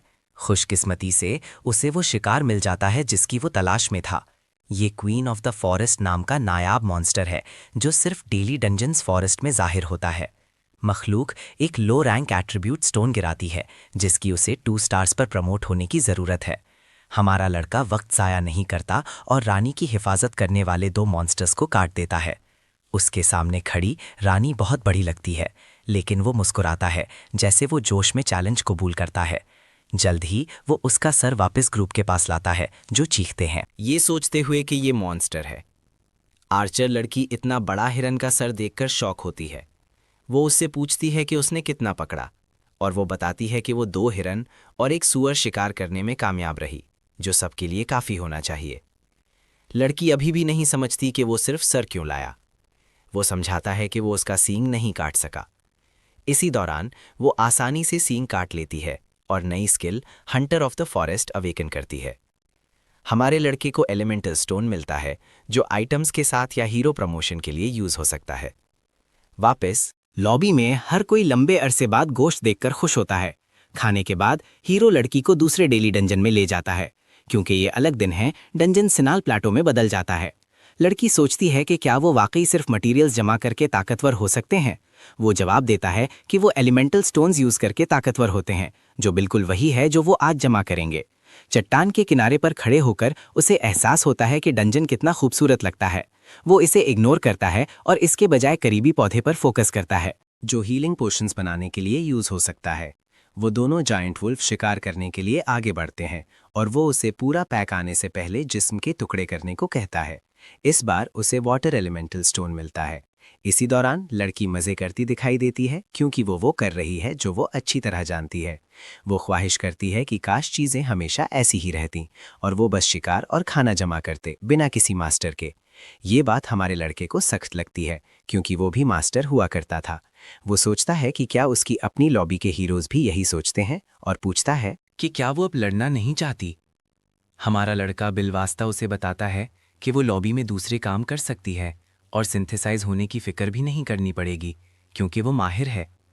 ये सुनकर लड़की मजाक में पूछती है कि क्या वो उसके लिए जगह बनाने का इरादा रखता है, और वो कहता है कि वो इस बारे में सोचेगा जब हालात बेहतर होंगे। फिर वो उससे पूछती है कि वो अपने लिए वहीं क्यों नहीं करता, जिससे वो मुस्कुरा देता है। दिनों बाद उनका मास्टर छठी स्टेज में जाने के लिए एक और पार्टी बनाता है। इस बार वो डिका के साथ काम कर रहे हैं जो पिछली स्टेज में खोने वाले 2 लड़कों का दोस्त है। हाँ नोटिस करता है कि ये एक्सप्लोरेशन मिशन है और सबको नीचे रहने को कहता है। वो तीनों फौरन जमीन पर गिर जाते हैं और वो वजाहत करता है कि वो बस चाहता था कि वो थोड़ा छुप जाएं। वो समझाता है कि उन्हें सिर्फ मिशन की शराइत पूरी करनी है और वो महफूज वापस जा सकेंगे। ग्रुप आगे बहुत से गॉब्लिन्स देखता है जिनमें से एक के पास सींग भी है। ये हमारे लड़के को अलर्ट कर देता है क्योंकि इसका मतलब है कि करीब और भी गॉब्लिन्स हैं। दरख्त से स्काउटिंग करते हुए आर्चर लड़की करीब ही पूरा गांव नोटिस करती है जिसमें 100 से ज़्यादा गॉब्लिन्स हैं। हीरो थोड़ा सोचता है और प्लान बताता है। वो बुनियादी तौर पर इन गॉब्लिन्स को मारना चाहता है बिना उन्हें अपने साथियों को खबरदार करने का मौका दिए। रुकी मेंबर बैकअप के तौर पर काम करेगा और अगर चीज़ें गलत हुई तो मदद करेगा। एम्बुश शुरू करते हुए आर्चर लड़की दाई तरफ वाले गॉब्लिन को खत्म करती है। बाकी 2 घबरा जाते हैं और एक फौरन नेज़े से मारा जाता है।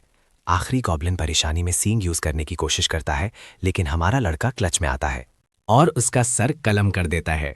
लड़ाई खत्म होते ही सिस्टम ऐलान करता है कि फ्लोर क्लियर हो गया है। हमारा लड़का MVP बन जाता है और 5000 गोल्ड हासिल करता है। हर कोई फौरन वापस टेलीपोर्ट हो जाता है। नया बंदा कंफ्यूज लगता है, सोचते हुए कि क्वेस्ट पहले ही खत्म हो गया, लेकिन हीरो जल्दी से कहता है कि नहीं हुआ और आगे भागता है। उसे यकीन है कि अगले फ्लोर के लिए कोई सुराग आसपास ही होगा और पूरी रफ्तार से भागता है, इस यकीन के साथ कि एक्सपर्शन मिशन मुस्तकबिल के चैलेंजेस के बारे में मालूमात जाहिर कर सकता है। भले ही डंजन में ज़्यादातर इवेंट्स रैंडम हों, वो जानता है छोटी तफसीलात अब भी प्रिडिक्ट की जा सकती हैं। कुछ वक्त बाद वो एक फोर्टिफाइड गॉब्लिन विलेज तक पहुंचता है। अंदर वो गॉब्लिन्स को जंजीरों में बंधे भेड़ियों को काबू करने की कोशिश करते देखता है। बार के सुराखों से बड़ी आबादी को देखते हुए उसे एहसास होता है कि जगह कितनी बड़ी है। अचानक गॉब्लिन्स में से एक कुछ महसूस करता है और साइड की तरफ देखता है, सिर्फ नीले जर्रात को गायब होते देखने के लिए। एक सेकंड बाद पूरी पार्टी वापस वेटिंग रूम में ट्रांसफर हो जाती है। आर्चर लड़की उससे पूछती है कि वो अचानक क्यों भाग गया, और वो समझाता है कि वो सिर्फ आसपास का जायजा ले रहा था। ख्यालों में खोया वो खुद को याद दिलाता है कि मेन डंजन्स में अक्सर इस तरह के इशारे होते हैं, खासतौर पर जब लिंक्ड क्वेस्ट शुरू हों। एक्सप्लोरेशन किसी ऐसी चीज़ की शुरुआत है जिसे स्ट्रीम कहते हैं, और मास्टर इन इशारों को नोटिस करता है या नहीं ये मुकम्मल तौर पर उसकी तवज्जो पर मुनहसर है। वो चिढ़ जाता है क्योंकि वो नहीं जानता कि मास्टर ने वही देखा जो उसने देखा। इसके अलावा स्ट्रीम के जाहिर होने के लिए ये अभी भी बहुत जल्दी लगता है, जिसका मतलब है इवेंट्स तेज़ी से आगे बढ़ रहे हैं। उम्मीद से तेजी से तभी कुक घबराहट में भागकर आती है और कहती है कि एक प्रॉब्लम है। वो बताती है कि अजनबी आए हैं। पहले तो वो इसे डिसमिस कर देता है क्योंकि नई समन्स आम बात है, लेकिन वो जल्दी से क्लियर करती है कि ये लोग आर्म्ड हैं और अजीब लग रहे हैं। हमारा हीरो फौरन समझ जाता है कि इसका क्या मतलब है और अंदाज़ा लगाता है कि ये ज़रूर हाई रैंक्ड हीरोज़ होंगे। उसी वक्त सिस्टम नोटिफिकेशंस आते हैं जो मास्टर को बताते हैं कि पल्वराइजिंग वुल्व्स नाम का मर्सनरी ग्रुप आ चुका है। सिस्टम नोट करता है कि वहाँ पांचों के दरमियान स्ट्रॉन्ग कनेक्शन है जो समन हुए हैं, और बताता है कि जब स्पेशल टाइज वाले हीरोज एक साथ समन होते हैं तो वो ग्रुप में लड़ने पर और स्ट्रॉन्ग हो जाते हैं। हमारा हीरो फेरी की तरफ देखता है जो खुशी से आती है और कंफर्म करती है कि मास्टर ने फिर से पैसे खर्च किए हैं, इस बार बिगिनर सेट पर जो 50,000 एक का है, यानी 2500 जेम्स और 50,000 गोल्ड के बराबर। पास में लड़की को कांपते हुए देखकर वो समझ जाता है कि ये ज़रूर हाई रैंकिंग हीरोज़ हैं। अगर वो मास्टर होता तो वो उन्हें थोड़ा पहले समन करता ताकि 5th फ्लोर क्लियर हो सके। लड़की से कहता है कि फिक्र ना करें और सबको अपने काम पर वापस जाने को बोलता है। सीन बिल्डिंग के बाहर शिफ्ट होता है जहां एक खूबसूरत काले बालों वाली लड़की खड़ी है। आर्चर गर्ल खुशी से उसकी तरफ भागती है और ग्रीट करती है। वो अजनबी जिसका नाम एडिस है थोड़ा कंफ्यूज लगती है, लेकिन वापस ग्रीट करती है। आर्चर गर्ल उसे हान से इंट्रोड्यूस करवाती है, ये कहते हुए कि वो बाहर से कोल्ड लगने के बावजूद नरम दिल का है। हीरो उसका स्टेटस चेक करता है और फौरन नोटिस करता है कि वो 3 स्टार हीरो है। उसकी क्लास थीफ है जिसकी स्ट्रेंथ कम है और हेल्थ लेकिन एजिलिटी हाई है। वो बोस के बजाय डैगर्स पसंद करती है। वो उसे फिर सवाल करता है और अंदर आने की दावत देता है ताकि वो बात कर सकें। अंदर वो उससे पूछती है कि क्या वो इस जगह के बारे में जानता है। वो बताता है कि कुछ चीज़ें पता हैं पर सब कुछ नहीं। फिर पूछता है कि वो क्या जानती है। जब वो पूछता है कि क्या उसे याद है कि वो यहाँ कैसे आई, वो उदासी से नज़रें झुका लेती है और कहती है कि याददाश्त साफ नहीं, बस इतना याद है कि लड़ने के लिए यहाँ लाई गई थी। जब भी वो डिटेल्स याद करने की कोशिश करती है उसका सर दर्द होता है। वो सिंथेसिस के बारे में उसकी नॉलेज को लेकर क्यूरियस हो जाता है।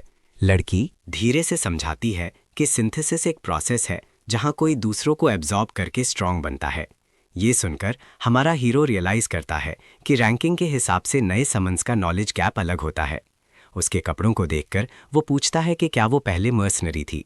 लड़की कंफर्म करती है कि वो पल्वराइजिंग वुल्व्स का हिस्सा थी और बताती है कि वो हिया में काम कर रही थी जब अचानक यहाँ जागी। इससे उसे पता चलता है कि वो ना सिर्फ मर्सनरीज का हिस्सा है बल्कि उनमें काफ़ी स्किल्ड भी है। आर्चर गर्ल कमेंट करती है कि उसकी कहानी बहुत इंटरेस्टिंग है और वो शर्माकर पूछती है कि क्या वो सच में ऐसा सोचती है। फिर वो मानती है कि अब चीज़ें बिल्कुल अलग है। उसी वक्त एक आवाज़ उसे और बाकी हीरोज़ को बुलाती है कि मास्टर को उनकी ज़रूरत है। हमारा हीरो खिड़की की तरफ इशारा करता है और बताता है कि प्लाजा उसे और उसके दोस्तों को बुला रहा है। एक मस्कुलर आदमी कमरे से बुरबुराते हुए निकलता है, पूछता है कि किसने बुलाया। वो खड़ी होती है और कहती है कि मास्टर को उनकी ज़रूरत है तो उन्हें जाना होगा। गोश्त चबाते हुए वो आदमी कहता है कि उसने काफ़ी अरसे से इतना अच्छा कुछ नहीं खाया और वो अपने मास्टर से मिलने के लिए क्यूरियस है। जब आदमी गुस्से में बाहर निकलता है और दरवाज़ा ज़ोर से बंद करता है तो कुक डर के मारे हॉलवे में आती है। वो बताती है कि उसने गोश्त मांगा और पूरा पहाड़ जमा कर लिया जो 5 लोगों के लिए काफ़ी था। ये सुनकर आर्चर गुस्सा हो जाती है और जिद करती है कि उन्हें वो वापस करवाना चाहिए। हमारा हीरो खड़ा होता है और कहता है कि उन सबको स्क्वायर जाना चाहिए। उसी वक्त नए लोग इकट्ठे होते हैं और अपनी पार्टी का नाम फिर से पल्वराइजिंग वुल्व्स रखने का फैसला करते हैं। एक पार्टी की फॉर्मेशन कंफर्म करता है और हीरोज को खाली स्लॉट्स में डाल देता है। उनकी पार्टी में सारे 3 स्टार हीरोज हैं, जिनमें जेकिन, वेव, बैंग, एडिस और लीडर के तौर पर अवांत शामिल हैं। इसी दौरान स्क्वायर में एक आदमी शिकायत करता है कि उनके बारे में कुछ अजीब लग रहा है, खासकर इसलिए कि उनके पास हथियार हैं। हमारा हीरो कैजुअली कहता है कि उसके पास भी है। आदमी बहाने बनाने की कोशिश करता है, लेकिन वो पूछता है कि क्या वो सच में बुरे लोग लग रहे हैं। वो फौरन मान जाते हैं, खासतौर पर क्योंकि नए समन्स ताकतवर लग रहे हैं। फिर वो मुड़ता है आर्चर गर्ल की तरफ और पूछता है कि वो क्या सोचती है। वो कहती है कि लड़की नॉर्मल लगती है, लेकिन बाकी लोगों को जज करना मुश्किल है। फिर वो ग्रुप की तरफ मुड़ता है और पूछता है कि क्या वो चाहते हैं कि वो उनकी हिफाजत करे। ग्रुप हाँ करता है, लेकिन वो फिर मुस्कुराकर पूछता है कि क्या वो ये मदद मुफ्त में चाहते हैं। डरा हुआ आदमी कहता है कि वो सिर्फ इसलिए पूछ रहे हैं क्योंकि वो स्ट्रांग है। हमारा हीरो उन्हें एरोगेंस से देखता है और याद दिलाता है कि वो लोग हमेशा ट्रेनिंग छोड़ देते हैं, फिर भी अब मदद की भीख मांग रहे हैं। सब उसकी साफगोई पर हैरान रह जाते हैं। वो सोचता है कि उनमें से कोई भी डिक्का की ताकत के करीब भी नहीं है और वो बस सिंथेसिस से बचने के बारे में सोचते हैं। हमारा हीरो उन्हें वार्न करता है कि वो चले जाएं इससे पहले कि उसे गुस्सा आ जाए। उसकी धमकी से डरकर आदमी दूसरों के साथ भाग जाता है। हमारा हीरो स्पीयर गाय की तरफ मुड़ता है और समझाता है कि जब वो गॉब्लिन्स से घिरा खून में लथपथ था, ये लूजर्स आराम से खाने और सोने में वक्त गुजार रहे थे, इसलिए ये हमदर्दी के लायक नहीं। फिर वो नए लड़के को देखता है जिसके चेहरे पर चोटें हैं और पूछता है कि क्या लड़ाई हुई थी। लड़का बताता है कि ये बस मामूली डुअल थी और हीरो उन्हें अभी आराम करने को कहता है। उसी वक्त नई पार्टी बिना किसी परेशानी के डंजन से बाहर आती है। ऐसा लगता है जैसे ये उनके लिए बहुत आसान था। उनका लीडर हमारे हीरो को बाहर बैठा देखकर पूछता है कि वो कौन है। हीरो एरोगेंस से जवाब देता है कि ये उसका काम नहीं, जिससे वो चिढ़ जाते हैं। लीडर अपना तारुफ एवॉन डी जैक के तौर पर करवाता है और बदले में हमारा हीरो भी अपना इंट्रोडक्शन देता है। आदमी उसका हथियार देखकर पूछता है कि क्या वो भी मर्सिनरी है, लेकिन हीरो प्योर यकीन से कहता है कि वो बस एक किसान है। ये सुनकर वो आदमी अजीब सा मुंह बनाता है, जैसे उसे कमजोर कह रहा हो, और पूछता है कि क्या यहाँ जमा लोग ही लॉबी में हैं। अचानक उनका मास्टर 10 और हीरोज को समन करता है। एक पल के लिए हमारा हीरो कंफ्यूज होता है, लेकिन सब समझ आने लगता है जब मास्टर सिंथेसिस चेंबर खोलता है। ये नए समन्स हाई रैंक्ड हीरोज के लिए कुर्बानी से ज्यादा कुछ नहीं है। जब वो कंफ्यूजन में खड़े होते हैं, फेरी उन्हें जबरदस्ती अंदर भेजती है। नए समन्स अभी भी डराए हुए हैं, तो मस्कुलर आदमी अंदर जाता है और 2 लोगों को अपने साथ पकड़ लेता है। ये देखकर हमारा हीरो सोचता है कि क्या ये पैसे वाले हीरोज खुद को सबसे बेहतर समझते हैं। उसके पास खड़ी आर्चर गर्ल कहती है कि ये गलत लग रहा है, क्योंकि ये नए लोगों को मौका भी नहीं दिया जा रहा। हीरो खामोशी से सोचता है कि मास्टर बड़ी गलती कर रहा है। वो जानता है कि 1 स्टार हीरोज में बहुत से बेकार लोग हो सकते हैं, लेकिन वहाँ नायाब हीरे भी होते हैं, और मास्टर उन्हें कुर्बान करने से पहले चेक करने की कोशिश भी नहीं कर रहा। इसी दौरान 3 स्टार हीरो लेवल अप होने के बाद फक्र से चेंबर से बाहर आता है और कहता है कि वो काफ़ी स्ट्रांग फील कर रहा है। फिर फेरी सिंथेसिस के लिए और नाम पुकारती है, जिससे कई लोग चीखने लगते हैं और रहम की भीख मांगते हैं। मर्सिनरीज का लीडर अपना हथियार निकालता है और अपने सबऑर्डिनेट्स को ऑर्डर देता है कि भागने वाले को रोकें, और वो सब हुक्म मानने के लिए अपनी तलवारें उठा लेते हैं। फिर वो काले बालों वाली लड़की को अपने पीछे खामोश खड़ा देखता है और पूछता है कि वो वहां क्यों खड़ी है जबकि वो भी उनके ग्रुप की है। ये सुनकर वो ना चाहते हुए अपना डैगर निकालती है और नए समन्स का पीछा करने लगती है। हमारा हीरो अचानक फेरी से कहता है कि मास्टर को कुछ मशवरा भेजें। वो चाहता है कि मास्टर अंधाधुंध हीरोज को मर्ज करना बंद करे और कम से कम पहले उन्हें टेस्ट करे। वो अपना फ्लोटिंग कीबोर्ड खोलती है, मैसेज टाइप करती है और भेज देती है, ये वार्निंग देते हुए कि कीमती हीरो ज़ाया हो सकते हैं।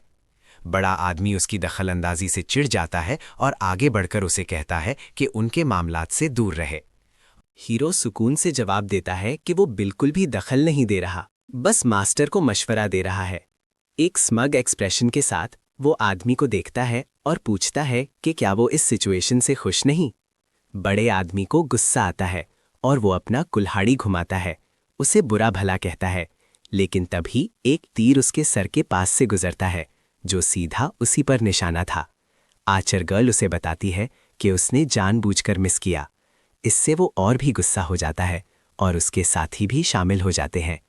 अपनी तलवार हमारे हीरो की तरफ करके पार्टी का लीडर पूछता है कि क्या वो जानता भी है कि वो कौन है। वो कॉन्फिडेंस से जवाब देता है कि वो कचरे से ज्यादा कुछ नहीं। सिस्टम फौरन रिपोर्ट करता है कि हीरो ने नई पार्टी के खिलाफ दुश्मनी दिखाई है। सारे मर्सिनरीज गुस्से से उसे घूरते हैं जब तक कि फेरी बीच में नहीं आती, अपना हाथ आगे करती है और वार्न करती है कि हीरोज को आपस में लड़ने की इजाज़त नहीं जब तक वो नहीं चाहते कि मास्टर उन्हें सज़ा दें। हमारा हीरो उसे बताता है कि ऐसा कोई रूल नहीं है और वो घबराकर रियलाइज़ करती है कि वो कोई बहाना नहीं बना सकती।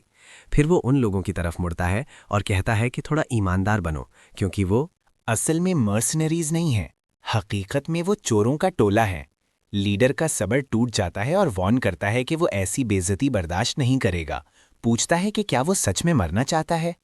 हमारा हीरो फिर फेरी की तरफ मुड़ता है और कहता है कि ऐसे हीरो सिर्फ सेटलमेंट को नीचे गिराएंगे और मास्टर की प्रोग्रेस खराब करेंगे। ये लोग सिर्फ अफरा तफरी मचाएंगे और एफिशिएंसी कम करेंगे, जो उन्हें बोझ बनाता है, जिसे हटा देना चाहिए। फेरी हैरान रह जाती है और उसके पास कोई जवाब नहीं होता। फिर हीरो अपना हाथ उठाता है एक शातिर मुस्कुराहट के साथ और ऐलान करता है कि उन्हें ये मामला डुएल से हल करना चाहिए। सिस्टम फौरन अनाउंस करता है कि उसने पार्टी लीडर को चैलेंज किया है। वो आदमी यकीन नहीं कर पाता, पूछता है कि उन्होंने उसका क्या बिगाड़ा है। मेरा बंदा उसे कहता है कि बस उसे एक पागल कुत्ता समझे जो आसपास किसी को भी काट लेता है। वो बताता है कि वो अच्छी तरह जानता है कि वो किस तरह के लोग हैं और पॉइंट आउट करता है कि पहले उन्होंने मेक श्योर किया कि सारे रहने वाले स्क्वायर में जमा हों ताकि वो चेक कर सकें कि क्या कोई ताकतवर वहां रहता है। जब उन्होंने देखा कि सब कमज़ोर हैं तो उनका डर खत्म हो गया। वो तजवीज़ देता है कि उनकी किस्मत का फैसला डुएल में हो। जो जीतेगा वो दूसरे को कंज्यूम कर लेगा। लीडर शैतानी हंसी हंसता है, साफ लग रहा है कि ऑफर से खुश है। सिस्टम कंफर्म करता है कि आदमी ने डुअल और स्पेशल सिंथेसिस कंडीशंस कबूल कर ली हैं। डुअल का कंफर्मेशन मैसेज आखिरकार मास्टर के फ़ोन स्क्रीन पर आता है। ताहम वो थोड़ी देर नो बटन पर उंगली रखता है। इससे हमारा हीरो सोचता है कि क्या मास्टर डर गया है। वो आर्चर गर्ल को कहता है कि सबको लेकर सेफ जगह जाए और अपनी स्किल्स पर भरोसा दिखाता है। ये देखकर मास्टर इरादा बदलता है और डुअल एक्सेप्ट कर लेता है। दोनों फाइटर्स मानते हैं कि लड़ाई तभी खत्म होगी जब कोई एक हार मान ले। वो आदमी जानता है कि उसे कुर्बानी के लिए जिंदा हीरो चाहिए, लाश नहीं। हमारा हीरो फेरी को देखता है और उसे कहता है कि किसी बाहर वाले को बीच में ना आने दे। लीडर फौरन हमला करता है, इस बात से चिढ़कर कि उसने अपनी तलवार भी नहीं निकाली। हीरो उसे स्टडी करता है और रियलाइज करता है कि उसकी ताकत 20 के करीब है और उसकी तलवारबाजी पहुंच चुकी है 3rd लेवल तक। अचानक वो अपने बर्सर्कर स्टेट में चला जाता है और उसकी आंखें चमकदार लाल हो जाती हैं। अपने कॉन्फिडेंस के बावजूद नए बंदे ने साफ तौर पर उसे कम समझा है। उसका असली लेवल कहीं ज्यादा है। जैसे ही डुअल शुरू होती है, हमारा हीरो बिजली की तेजी से मूव करता है। वो उसके वार से बचता है, उसके पीछे आता है, उसका बाजू पकड़ता है और फिर उसका सर उसे जमीन पर पटक देता है। वो आदमी मुंह के बल नुकीले पत्थरों पर गिरता है, उसकी खाल छिल जाती है और दर्द से चिल्लाता है। हीरो हिचकिचाता नहीं, वो अपनी तलवार निकालता है और एक हाथ से स्मूथली घुमाता है, पूरा कंट्रोल दिखाते हुए। फिर वो नए बंदे की साइड में तलवार घुसा देता है और उसे हिलने से मना करता है। वो आदमी चीखता है, दर्द बर्दाश्त करना मुश्किल हो रहा है। वो उसके ऊपर झुकता है और डिमांड करता है कि वो साफ साफ अपनी हार माने। वो कोशिश करता है, लेकिन उसकी आवाज़ चीखों में बदल जाती है और अल्फाज समझ नहीं आते। इसी दौरान उसका एक साथी ये खौफनाक मंजर देखता है और आखिरकार बीच में आता है, हीरो से रुकने की भीख मांगता है। हान ठंडे एक्सप्रेशन के साथ उसकी तरफ मुड़ता है और याद दिलाता है कि उसका कुछ देर पहले दूसरों की परवाह नहीं कर रहा था। वो आदमी बहस करता है कि वो बिल्कुल अलग बातें हैं, लेकिन हीरो ऐसा नहीं सोचता। वो कहता है कि ये उन दोनों के बीच ड्यूअल है और हारने वाले को बस सरेंडर करना है। इससे पहले कि लीडर कुछ कह सके, वो उसके मुंह पर हाथ रखता है और ऐलान करता है कि ड्यूअल जारी है, क्योंकि डिएगो चुप है। फिर वो उसके साथी को बताता है कि ये आदमी अब उसका शिकार है और सिर्फ वो फैसला करेगा कि उसके साथ क्या होगा। पार्टी के बाकी 2 मेंबर्स साइड से देख रहे हैं, परेशानी छुपा नहीं पा रहे। हीरो लड़की की तरफ मुड़ता है और पूछता है कि क्या उसके पार्टी मेंबर्स सच में मर्सिनरीज हैं। वो सीधा जवाब नहीं देती और वो फौरन कहता है कि ये बस चोरों का टोला है। फिर वो उससे पूछता है कि वो उनके साथ क्यों है और उसे अपनी टीम में जगह ऑफर करता है। लड़की जम जाती है, डर और फर्ज के बीच फंसी, फैसला नहीं कर पाती। उसका साथी गुस्से में चिल्लाता है कि उसे धोखा देने का हक नहीं। जब वो बहस करते हैं, लीडर इस डिस्ट्रैक्शन का फायदा उठाकर अपनी तलवार पकड़ने की कोशिश करता है। जैसे ही उसकी उंगलियां वेपन को छूने वाली होती हैं, हमारा हीरो अपनी तलवार जमीन में मारता है, उसे फिर से पिन कर देता है। फिर वो लड़की को देखता है और सुकून से कहता है कि उसकी टीम में सिर्फ एक और बंदे की जगह है। उसका साथी फिर चिल्लाता है गुस्से में, लेकिन वो कांपती है, आंखें बंद करती है और आखिरकार फैसला कर लेती है। वो अपनी पार्टी से दूर होकर हीरो को ज्वाइन करती है। उसके पुराने साथी गुस्से और मायूसी से उसे घूरते हैं, लेकिन हमारा हीरो उनका मजाक उड़ाता है, ये कहते हुए कि उसका उनसे कोई लेना देना नहीं, तो वो दफा हो जाए। साथ ही वो आदमी पर पकड़ मजबूत करता है और पूछता है कि क्या वो सच में सरेंडर करना चाहता है, अंजाम जानने के बावजूद। लीडर धमकी देता है कि वो पछताएगा। अचानक उसकी पार्टी का एक बंदा बीच में आने की कोशिश करता है, लेकिन फेरी उसे रोकती है। उसे देखकर बाकी मेंबर्स भी शामिल हो जाते हैं और सब उस पर हमला करने की कोशिश करते हैं। अगले ही पल दर्द भरी चीखें गूंजती हैं जब उनके जिस्म जोश हर तरफ फेंक दिए जाते हैं। वो याद दिलाती है कि उन्हें वार्न किया गया था, लेकिन वो सुनने को तैयार नहीं। लीडर ये खौफ से देखता है, कांपते हुए रियलाइज करता है कि उसने गलत लोगों से पंगा लिया। कोई रास्ता ना देखकर वो सरेंडर करने का फैसला करता है और हमारा हीरो फौरन अपना बर्सर्क स्किल बंद कर देता है। हवा से उसके बाल सेट होते हैं और हल्का सरदर्द याद दिलाता है कि ये स्टेट यूज करना उम्मीद से ज्यादा थका देता है। सिस्टम नोटिफिकेशन दिखाता है कि लीडर अब सिंथेसिस के लिए यूज होगा क्योंकि वो डुअल हार गया। उनका मास्टर ये पसंद नहीं करता और रोकने के लिए स्क्रीन टैप करने लगता है। ताहम हमारा हीरो मुस्कुराता है, कहता है कि अगर कैंसिल करना था तो डुअल के लिए हाँ नहीं करनी चाहिए थी। वो सिंथेसिस चेंबर से बाहर आता है और उसके 2 स्किल्स लेवल अप हो चुके हैं। फेरी परेशान है कि मास्टर फ्रस्ट्रेशन में गेम छोड़ ना दे, खासकर इतने पैसे खर्चने के बाद जब नए हीरोज यूज ही नहीं हुए। हन उसे शांत करता है, समझाता है कि अगर मास्टर को छोड़ना होता तो वो बहुत पहले छोड़ चुका होता, खासकर जब उसने 4 स्टार नाइट को उसके साथ सिंथेसाइज किया था। एक और सिस्टम नोटिफिकेशन आता है जो दिखाता है कि हीरो मैक्सिमम लेवल पर पहुंच गया है और प्रमोट हो सकता है। हमारा हीरो थोड़ा बुरा फील करता है कि मास्टर के इतने पैसे और 3 स्टार हीरो ज़ाया करवाए, लेकिन वो सोचता है कि लॉन्ग टर्म में ये फ़ायदेमंद है क्योंकि वो वेटिंग रूम में मुसीबत बनते। वो अब लेवल 10 पर है और उसके स्टैट्स ऑलमोस्ट 3 स्टार हीरो जैसे हैं। अगर मास्टर इतना बेवकूफ़ हुआ कि अभी उसे सिंथेसाइज कर दे तो वो कभी भी अगले स्टेजेस क्लियर नहीं कर पाएगा। हमारा हीरो थोड़ा ज्यादा कॉन्फिडेंट हो जाता है और सीधा मास्टर की तरफ देखकर पूछता है कि क्या उसमें सच में उसे सिंथेसाइज करने की हिम्मत है। जब वो अंदर वापस जाता है, सब उसके लिए चीयर करने लगते हैं। वो आर्चर गर्ल के गाल पकड़ता है और पूछता है कि क्या उसने उन्हें बताया। हीरोज उसका शुक्रिया अदा करते हैं न्यू कमर्स को हटाने के लिए, क्योंकि वो परेशानी पैदा कर रहे थे। पॉजिटिवली जवाब देने के बजाय हीरो आ भरता है और कहता है कि उसने ये उनके लिए नहीं किया। जिन्होंने उसने बचाया वो सिर्फ वो नए समन्स थे जो अभी आए थे और इसका यहाँ पहले से मौजूद लोगों से कोई लेना देना नहीं था। ये सुनकर आदमी हकलाने लगता है और पूछता है इसका क्या मतलब है। हीरो स्मर्क करता है और बताता है कि मास्टर अभी बहुत गुस्से में है। तभी फेरी 6 लोगों को बाहर आने के लिए बुलाती है। आर्चर गर्ल थोड़ी कंफ्यूज है क्योंकि पार्टीज में आमतौर पर 5 लोग होते हैं। वो उसे समझाता है कि वो पार्टी नहीं बना रहे बल्कि कुर्बानी के लिए यूज हो रहे हैं। जैसे ही वो आदमी शिकायत करता है, हीरो स्पीयर गाय और दीका की तरफ मुड़ता है, पूछता है कि क्या किसी ने सच में उनकी मदद की जब वो जान लगाकर काम कर रहे थे। आर्चर गर्ल बताती है कि उन्होंने मॉन्स्टर्स का गोश्त और चमड़ा उठाने में मदद की थी, लेकिन हीरो को लगता है ये काफ़ी नहीं। वो उन्हें जानवर बुलाता है और जब एक बंदा गुस्से में करीब आता है, वो उसके मुंह पर लात मारता है। उसी वक्त फेरी उड़कर आती है और उन्हें बाहर आने का हुक्म देती है। आर्चर गर्ल सोचती है कि इन हीरोज़ को किसके साथ सिंथेसाइज किया जाएगा।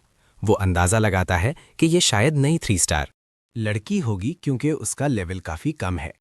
उसका अंदाज़ा सही निकला क्योंकि सारे रोते हुए हीरोज़ को उसके साथ सिंथेसाइज होने भेजा जाता है। नतीजतन वो लेवल अप हो जाती है और ट्रैप्ड इसाम नाम की नई एबिलिटी मिलती है। सिंथेसिस के बाद वो सबके सामने खड़ा होता है और ऐलान करता है कि फर्क नहीं पड़ता वो पुराने हैं या नए, अगर जिंदा रहना है तो खुद को काम का बनाना होगा। एक आदमी शिकायत करता है कि वो बहुत बूढ़ा है और तलवार पकड़ते वक्त हाथ कांपते हैं। ये सुनकर हमारा हीरो नॉन कॉम्बैट लोगों की तरफ मुड़ता है और कहता है कि जो सीखना चाहता है उसे अपनी स्किल सिखाओ। अगर वो ये नहीं कर सकते तो शिकार या कार्पेंट्री सीखें। लड़ना यहाँ जिंदा रहने का अकेला रास्ता नहीं है। तभी उन्हें नोटिफिकेशन मिलता है कि मास्टर लॉग ऑफ हो गया है। आर्चर गर्ल हीरो को देखकर मुस्कुराती है और कहती है कि वो काफ़ी फ्रेंडली है, जो सबको जिंदा रहने का तरीका बता रहा है।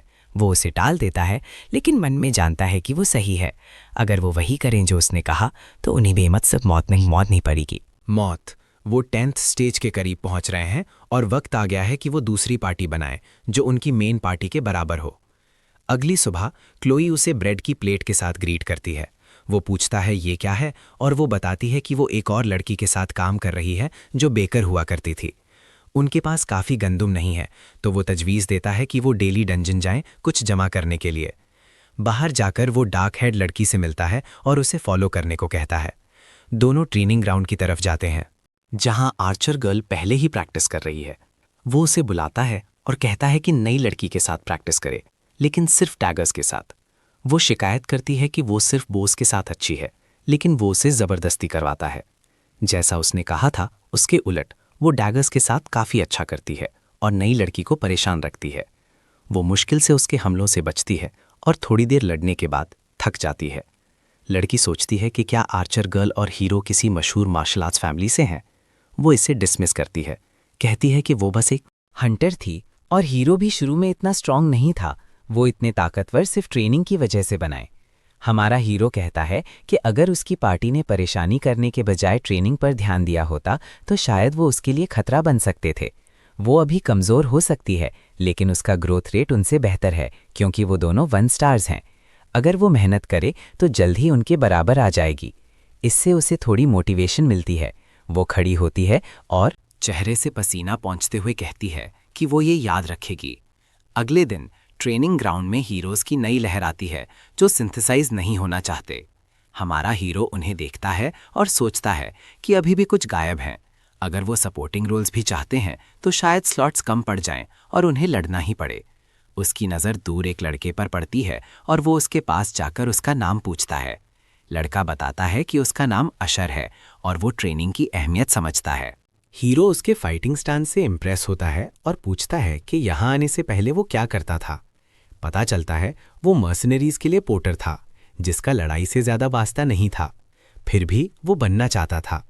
ये सुनकर हीरो के चेहरे पर मुस्कुराहट आ जाती है और वो उसे फाइट के लिए चैलेंज करता है ताकि देख सके कि क्या उसमें फाइटर बनने की काबिलियत है।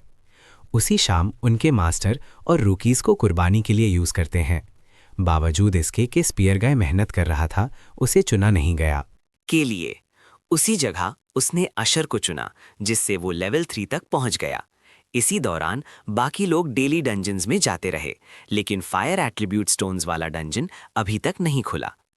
उसी दिन हमारा हीरो सारे मेन हीरोज को बाहर बुलाता है और पूछता है कि क्या उन्हें अंदाजा है कि उसने क्यों बुलाया। सब कंफ्यूजन में उसे देखते हैं जब तक कि बच्चा नहीं बोलता कि वो पार्टी मेंबर्स सिलेक्ट करने वाले हैं। आर्चर गर्ल कंफ्यूज है क्योंकि ये मास्टर का काम है पार्टी मेंबर सेलेक्ट करें, लेकिन हीरो यकीन दिलाता है कि वो भी सजेशंस दे सकता है। वो 4 कागज की पर्चियों के साथ एक कप निकालता है। सब 2 पार्टीज में बट जाएंगे रंग के हिसाब से जो उन्हें मिलेगा। क्योंकि टोटल 6 हीरोज हैं, वो पार्टीज के लिए 2 लीडर्स चुनेंगे। वो खुद को और डार्कहेड लड़की को लीडर सेलेक्ट करता है। वो कहती है कि आर्चर गर्ल बेहतर होती, लेकिन वो उसे टोकता है, कहता है कि वो ये नहीं कर सकती। वजह यह है कि अलग होना इसलिए ज़रूरी है क्योंकि ये बहुत खतरनाक है कि सारी फाइटिंग फोर्स एक ही पार्टी में डाल दें। 5th स्टेज में उनके पार्टी मेंबर्स के बीच ताकत का फासला बहुत ज़्यादा था, जिसकी वजह से 2 लोग मर गए। इसे रोकने के लिए उन्हें पार्टीज की तादाद बढ़ानी होगी। आगे चलकर उन्हें ऐसे हालात मिलेंगे जहां मल्टीपल पार्टीज और सैकड़ों हीरोज की ज़रूरत होगी। वो पर्चियां निकालता है और बताता है कि जो लाल रंग चुनेंगे वो उसकी टीम में होंगे, जबकि नीला रंग टीम एडिस होगा। ताहम इससे फर्क नहीं पड़ता कि वो किस टीम में जाते हैं। क्योंकि दोनों बराबर स्ट्रांग हैं। हैरानी की बात है कि हमारे ओरिजिनल पार्टी मेंबर्स ने रेड चुना, जबकि न्यूबीज दूसरी पार्टी में चले गए। डार्क हेड लड़की उनके चेहरे पर कन्फ्यूजन देखती है और पूछती है कि क्या वो उस पर भरोसा नहीं करते। वो कहती है कि वो समझती है क्योंकि वो यहाँ नई है और ज़्यादा तजर्बा नहीं। हमारा हीरो उसे चैलेंज करता है और कहता है कि अगर वो अपनी पार्टी के साथ कैचअप नहीं कर पाए तो पीछे रह जाएंगे। वो इसे एक चैलेंज समझती है और पूरे कॉन्फिडेंस से ऐलान करती है कि ऐसा नहीं होगा। नई पार्टी सजेशंस मास्टर के सामने आती हैं जब वो लॉगिन करता है और वो फौरन मान जाता है। बाद में पहली पार्टी को 7th फ्लोर क्लियर करने भेजा जाता है क्योंकि फिर से गॉब्लिन्स हैं। हीरोज़ को यकीन है कि वो उन्हें बिना किसी मसले के हरा देंगे। ताहम हान उन्हें पीछे रहने और देखने को कहता है। फौरन बाद वो आगे बढ़ता है और अपना बजर का स्किल एक्टिवेट करता है। उसका जिस्म जंगली हो जाता है और वो दुश्मनों को चीरने लगता है। किसी को नहीं छोड़ता। वो एक गॉब्लिन को जिंदा छोड़ता है जो डर से उसे घूरता है। आर्चर गर्ल पूछती है वो क्या कर रहा है और वो बस कहता है कि उन्हें एक्सप्लोरिंग शुरू करनी चाहिए। हमारा हीरो इस स्टेज को अगले चैलेंज का हिंट लिए बिना क्लियर नहीं करना चाहता। गॉब्लिन को मारने से पहले वो नोटिस करता है कि नदी बह रही है, जिसका मतलब हो सकता है कि डैम टूट गया है। इससे उसे कीमती टिप मिलती है और वो वेटिंग रूम वापस जाते हैं। जब वो बातें कर रहे होते हैं, अचानक वो नोटिफिकेशन विंडो देखता है कि उसका मास्टर नए हीरो समन कर रहा है। ये भी पिछली बार की तरह पेड समन्स है, जिसका मतलब है कि नए हीरोज शायद स्ट्रांग होंगे। ये सोचकर हमारा हीरो आर्चर गर्ल को अपने कमरे से पेपर स्ट्रिप्स लाने को कहता है। साथ ही वो स्पीयर गाय को ऑर्डर देता है कि डार्क हेड लड़की को बुलाए। आखिरकार मास्टर परचेज कंफर्म करता है और नए हाई रैंक्ड हीरो समन होते हैं। हीरो को पहले से उम्मीद थी क्योंकि मास्टर ने पहले भी खरीदारी की थी। ये गेम काफ़ी एडिक्टिव है क्योंकि ये अलाउ करती है प्लेयर्स को अपने हीरोज़ को अलग अलग सेटिंग्स में ऑब्जर्व करने और उनकी ज़िंदगी कंट्रोल करने देती है। जैसे जैसे कोई गेम में आगे बढ़ता है, करने वाले काम भी बढ़ जाते हैं। 2 नए हीरोज़ वेटिंग रूम में आते हैं। एक का नाम रॉड्रिक है और वो वॉरियर लगता है, जबकि दूसरी का नाम यूल का है और वो डिज्नी प्रिंसेस जैसी लगती है। दोनों 3 स्टार हीरोज़ हैं। जाहिर है दोनों अचानक यहाँ समन होने पर कंफ्यूज्ड हैं। प्रिंसेस गर्ल तो अपने पहले कदम उठाते हुए गिर भी जाती है। आर्चर गिल वापस आती है और पूछती है ये कौन है। हमारा हीरो कहता है फिक्र ना करें, वो खुद उठ जाएगी। ये सब देखकर डार्क हेड लड़की उसके पास आती है और बताती है कि वो एरिस्टोक्रेट है, मतलब ये कि वो शाही खानदान से है और लगता नहीं कि लड़ाई के लायक है। इसी दौरान वॉरियर गाय बड़े शहर में गार्ड का काम करता था और उसमें फ़र्ज का गहरा एहसास था। वो कहता है कि उसे दुश्मनों से लड़ने की तलब हो रही है और पूछता है कि क्या उन्हें यही करना है। हीरो कैजुअली बताता है कि वो उसे और डिटेल्स देगा लॉर्ड स्ट्रॉ करने के बाद। जो ब्लू पिक करेगा उसे ओल्ड वॉरियर मिलेगा, जबकि रेड वाले को डिज्नी प्रिंसेस। दोनों को देखकर वो फौरन समझ जाते हैं कि ओल्ड वॉरियर बेहतर चॉइस है। जैसे ही आर्चर गर्ल कप लेकर आगे बढ़ती है, हमारा हीरो रेड स्ट्रिप की झलक देख लेता है। वो डार्क हेड लड़की को मुस्कुराते हुए भी नोटिस करता है और सोचता है कि क्या उसने भी देख लिया। जैसे ही कप जमीन पर रखा जाता है, दोनों ब्लू कलर की तरफ कूदते हैं। ताहम आखिरी सेकंड में नई लड़की फायर स्पेल करती है, जिससे उनका इरादा बदल जाता है और वो दोनों रेड वाला पकड़ लेते हैं। हमारा हीरो जल्दी समझ जाता है कि डिज्नी प्रिंसेस असल में फायर मेज है। अब दोनों उसे अपनी टीम में चाहते हैं। इस गेम में वॉरियर्स और थीव्स सिर्फ 1 स्टार हीरोज को लेवल अप करके मिल सकते हैं, लेकिन मेज के केस में वो सिर्फ पेड समन्स के जरिए मिलते हैं और उसके बावजूद उनका स्पॉन रेट कम होता है। उन्हें लड़का देखकर आर्चर गर्ल रियलाइज करती है कि दोनों ने लॉट्स देख लिए थे और उन्हें दोबारा मिक्स करती है। इसी दौरान मैजिक गर्ल कंफ्यूज होती है और पूछती है कि वो क्या कर रहे हैं। वो बस जवाब देता है कि वो फैसला कर रहे हैं कि वो किस टीम में होगी। बूढ़ा आदमी उसे अपना दिमाग लगाने और समझने को कहता है।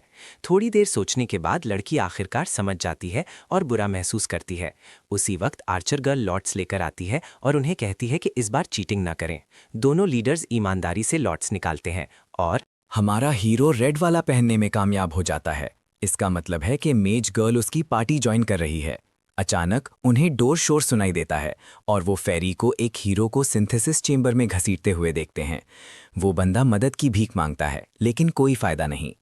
हीरो जानता है कि ये वो है जो सपोर्ट स्किल्स भी नहीं सीख सका। वो मेज गर्ल को चेंबर के अंदर जाने को कहता है, वरना वो भी उसी अंजाम का शिकार होगी। बाहर आने के बाद वो उसे मेहनत करने पर लेक्चर देता है और बताता है कि ये यहाँ जिंदा रहने का अकेला रास्ता है। अब बूढ़े आदमी की बारी है अंदर जाने की, और वो भी सिंथेसिस के बाद लेवल अप हो जाता है। जब सब हो जाता है, मास्टर उन्हें अगले स्टेजेस क्लियर करने भेजता है ताकि नए हीरोज को टेस्ट किया जा सके। पार्टी 2 को पहले बुलाया जाता है और वो अंदर जाते हैं।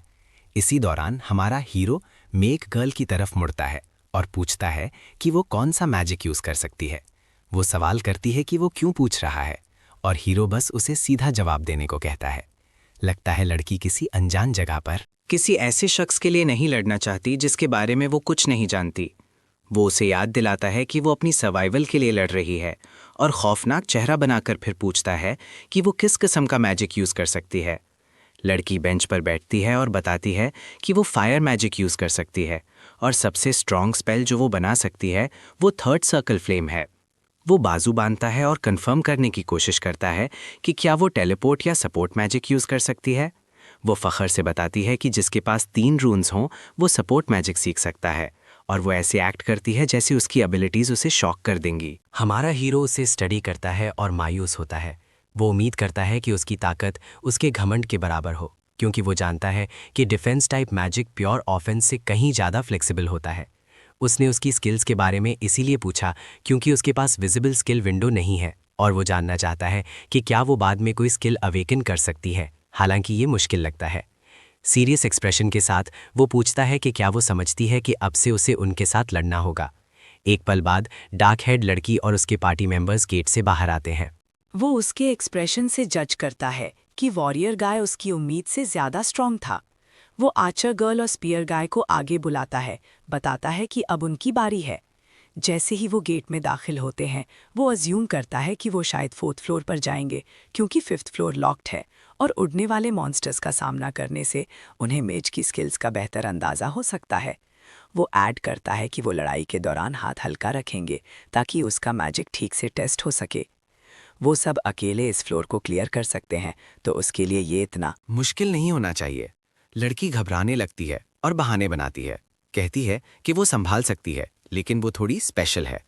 जब वो पूछता है इसका क्या मतलब है, वो दावा करती है कि जब वो खुद देखेगा तो हैरान रह जाएगा। दरवाज़ा खुलने से पहले फेरी हमारे हीरो को फिक्र से देखती है और गुड लक विश करती है। वो फौरन रियलाइज़ करता है कि कुछ गड़बड़ है। यकीन ना आते हुए वो मास्टर को बुरा भला कहता है और चिल्लाता है कि सब तैयार हो जाए। वो 8th फ्लोर पर खड़े हैं, 4th पर नहीं। वो दांत पीसता है और सोचता है कि क्या मास्टर गुस्से में है।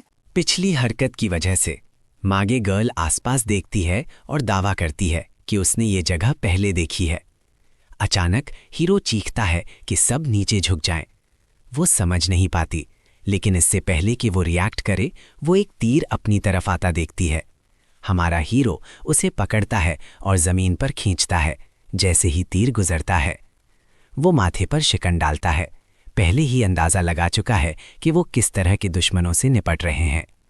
एक सिस्टम मैसेज आता है, कंफर्म करता है कि ये 8th फ्लोर है और उनका मिशन 27 गॉब्लिन रेडर्स को हराना है, जो सब लेवल 9 के हैं।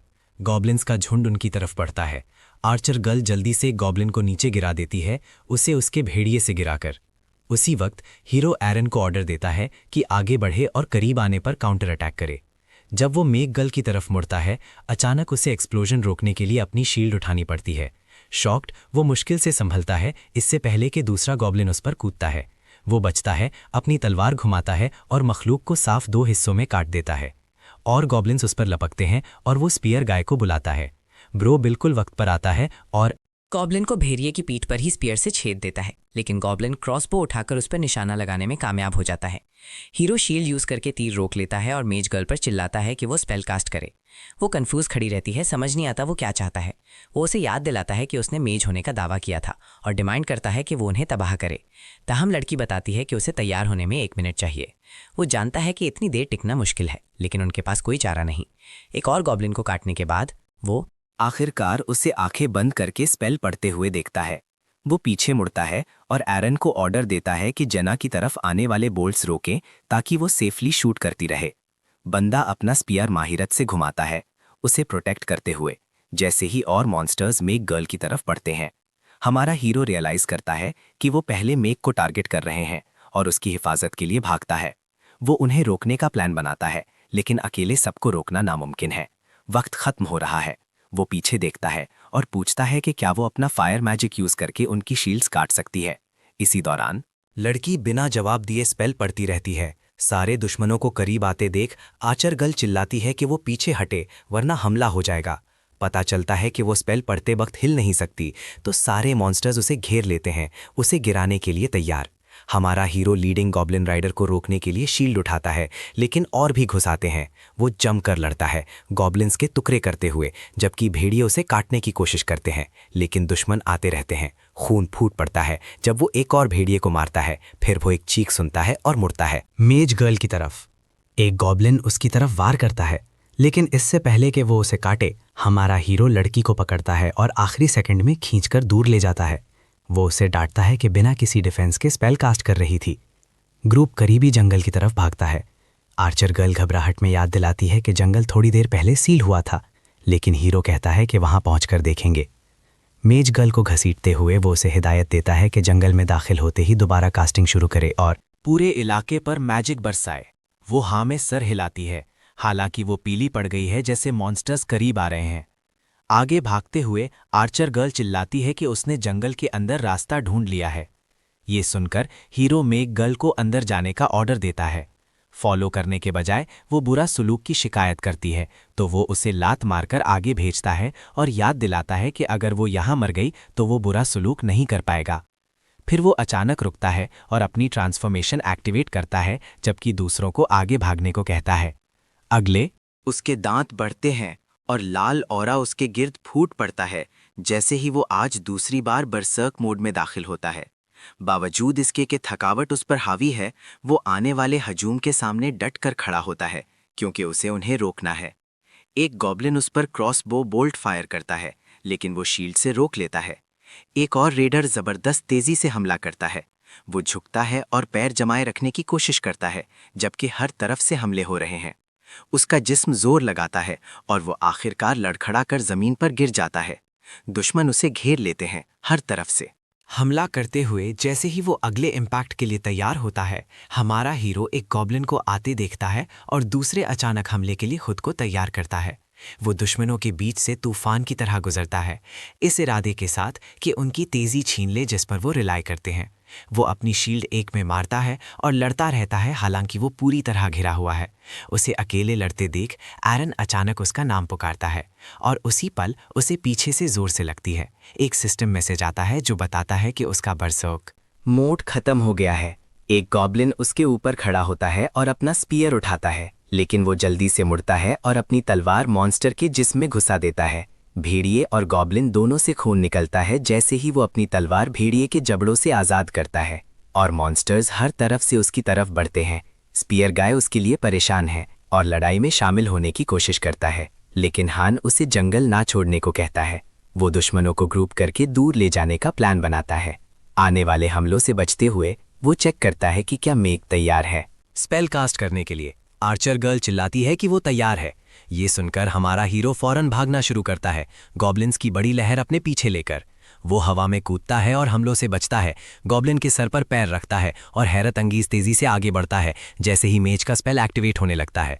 लाल ऑरा लड़की को घेर लेता है और हवा में उसके बाल उड़ने लगते हैं। जमीन कांपती है और घास हिलने लगती है।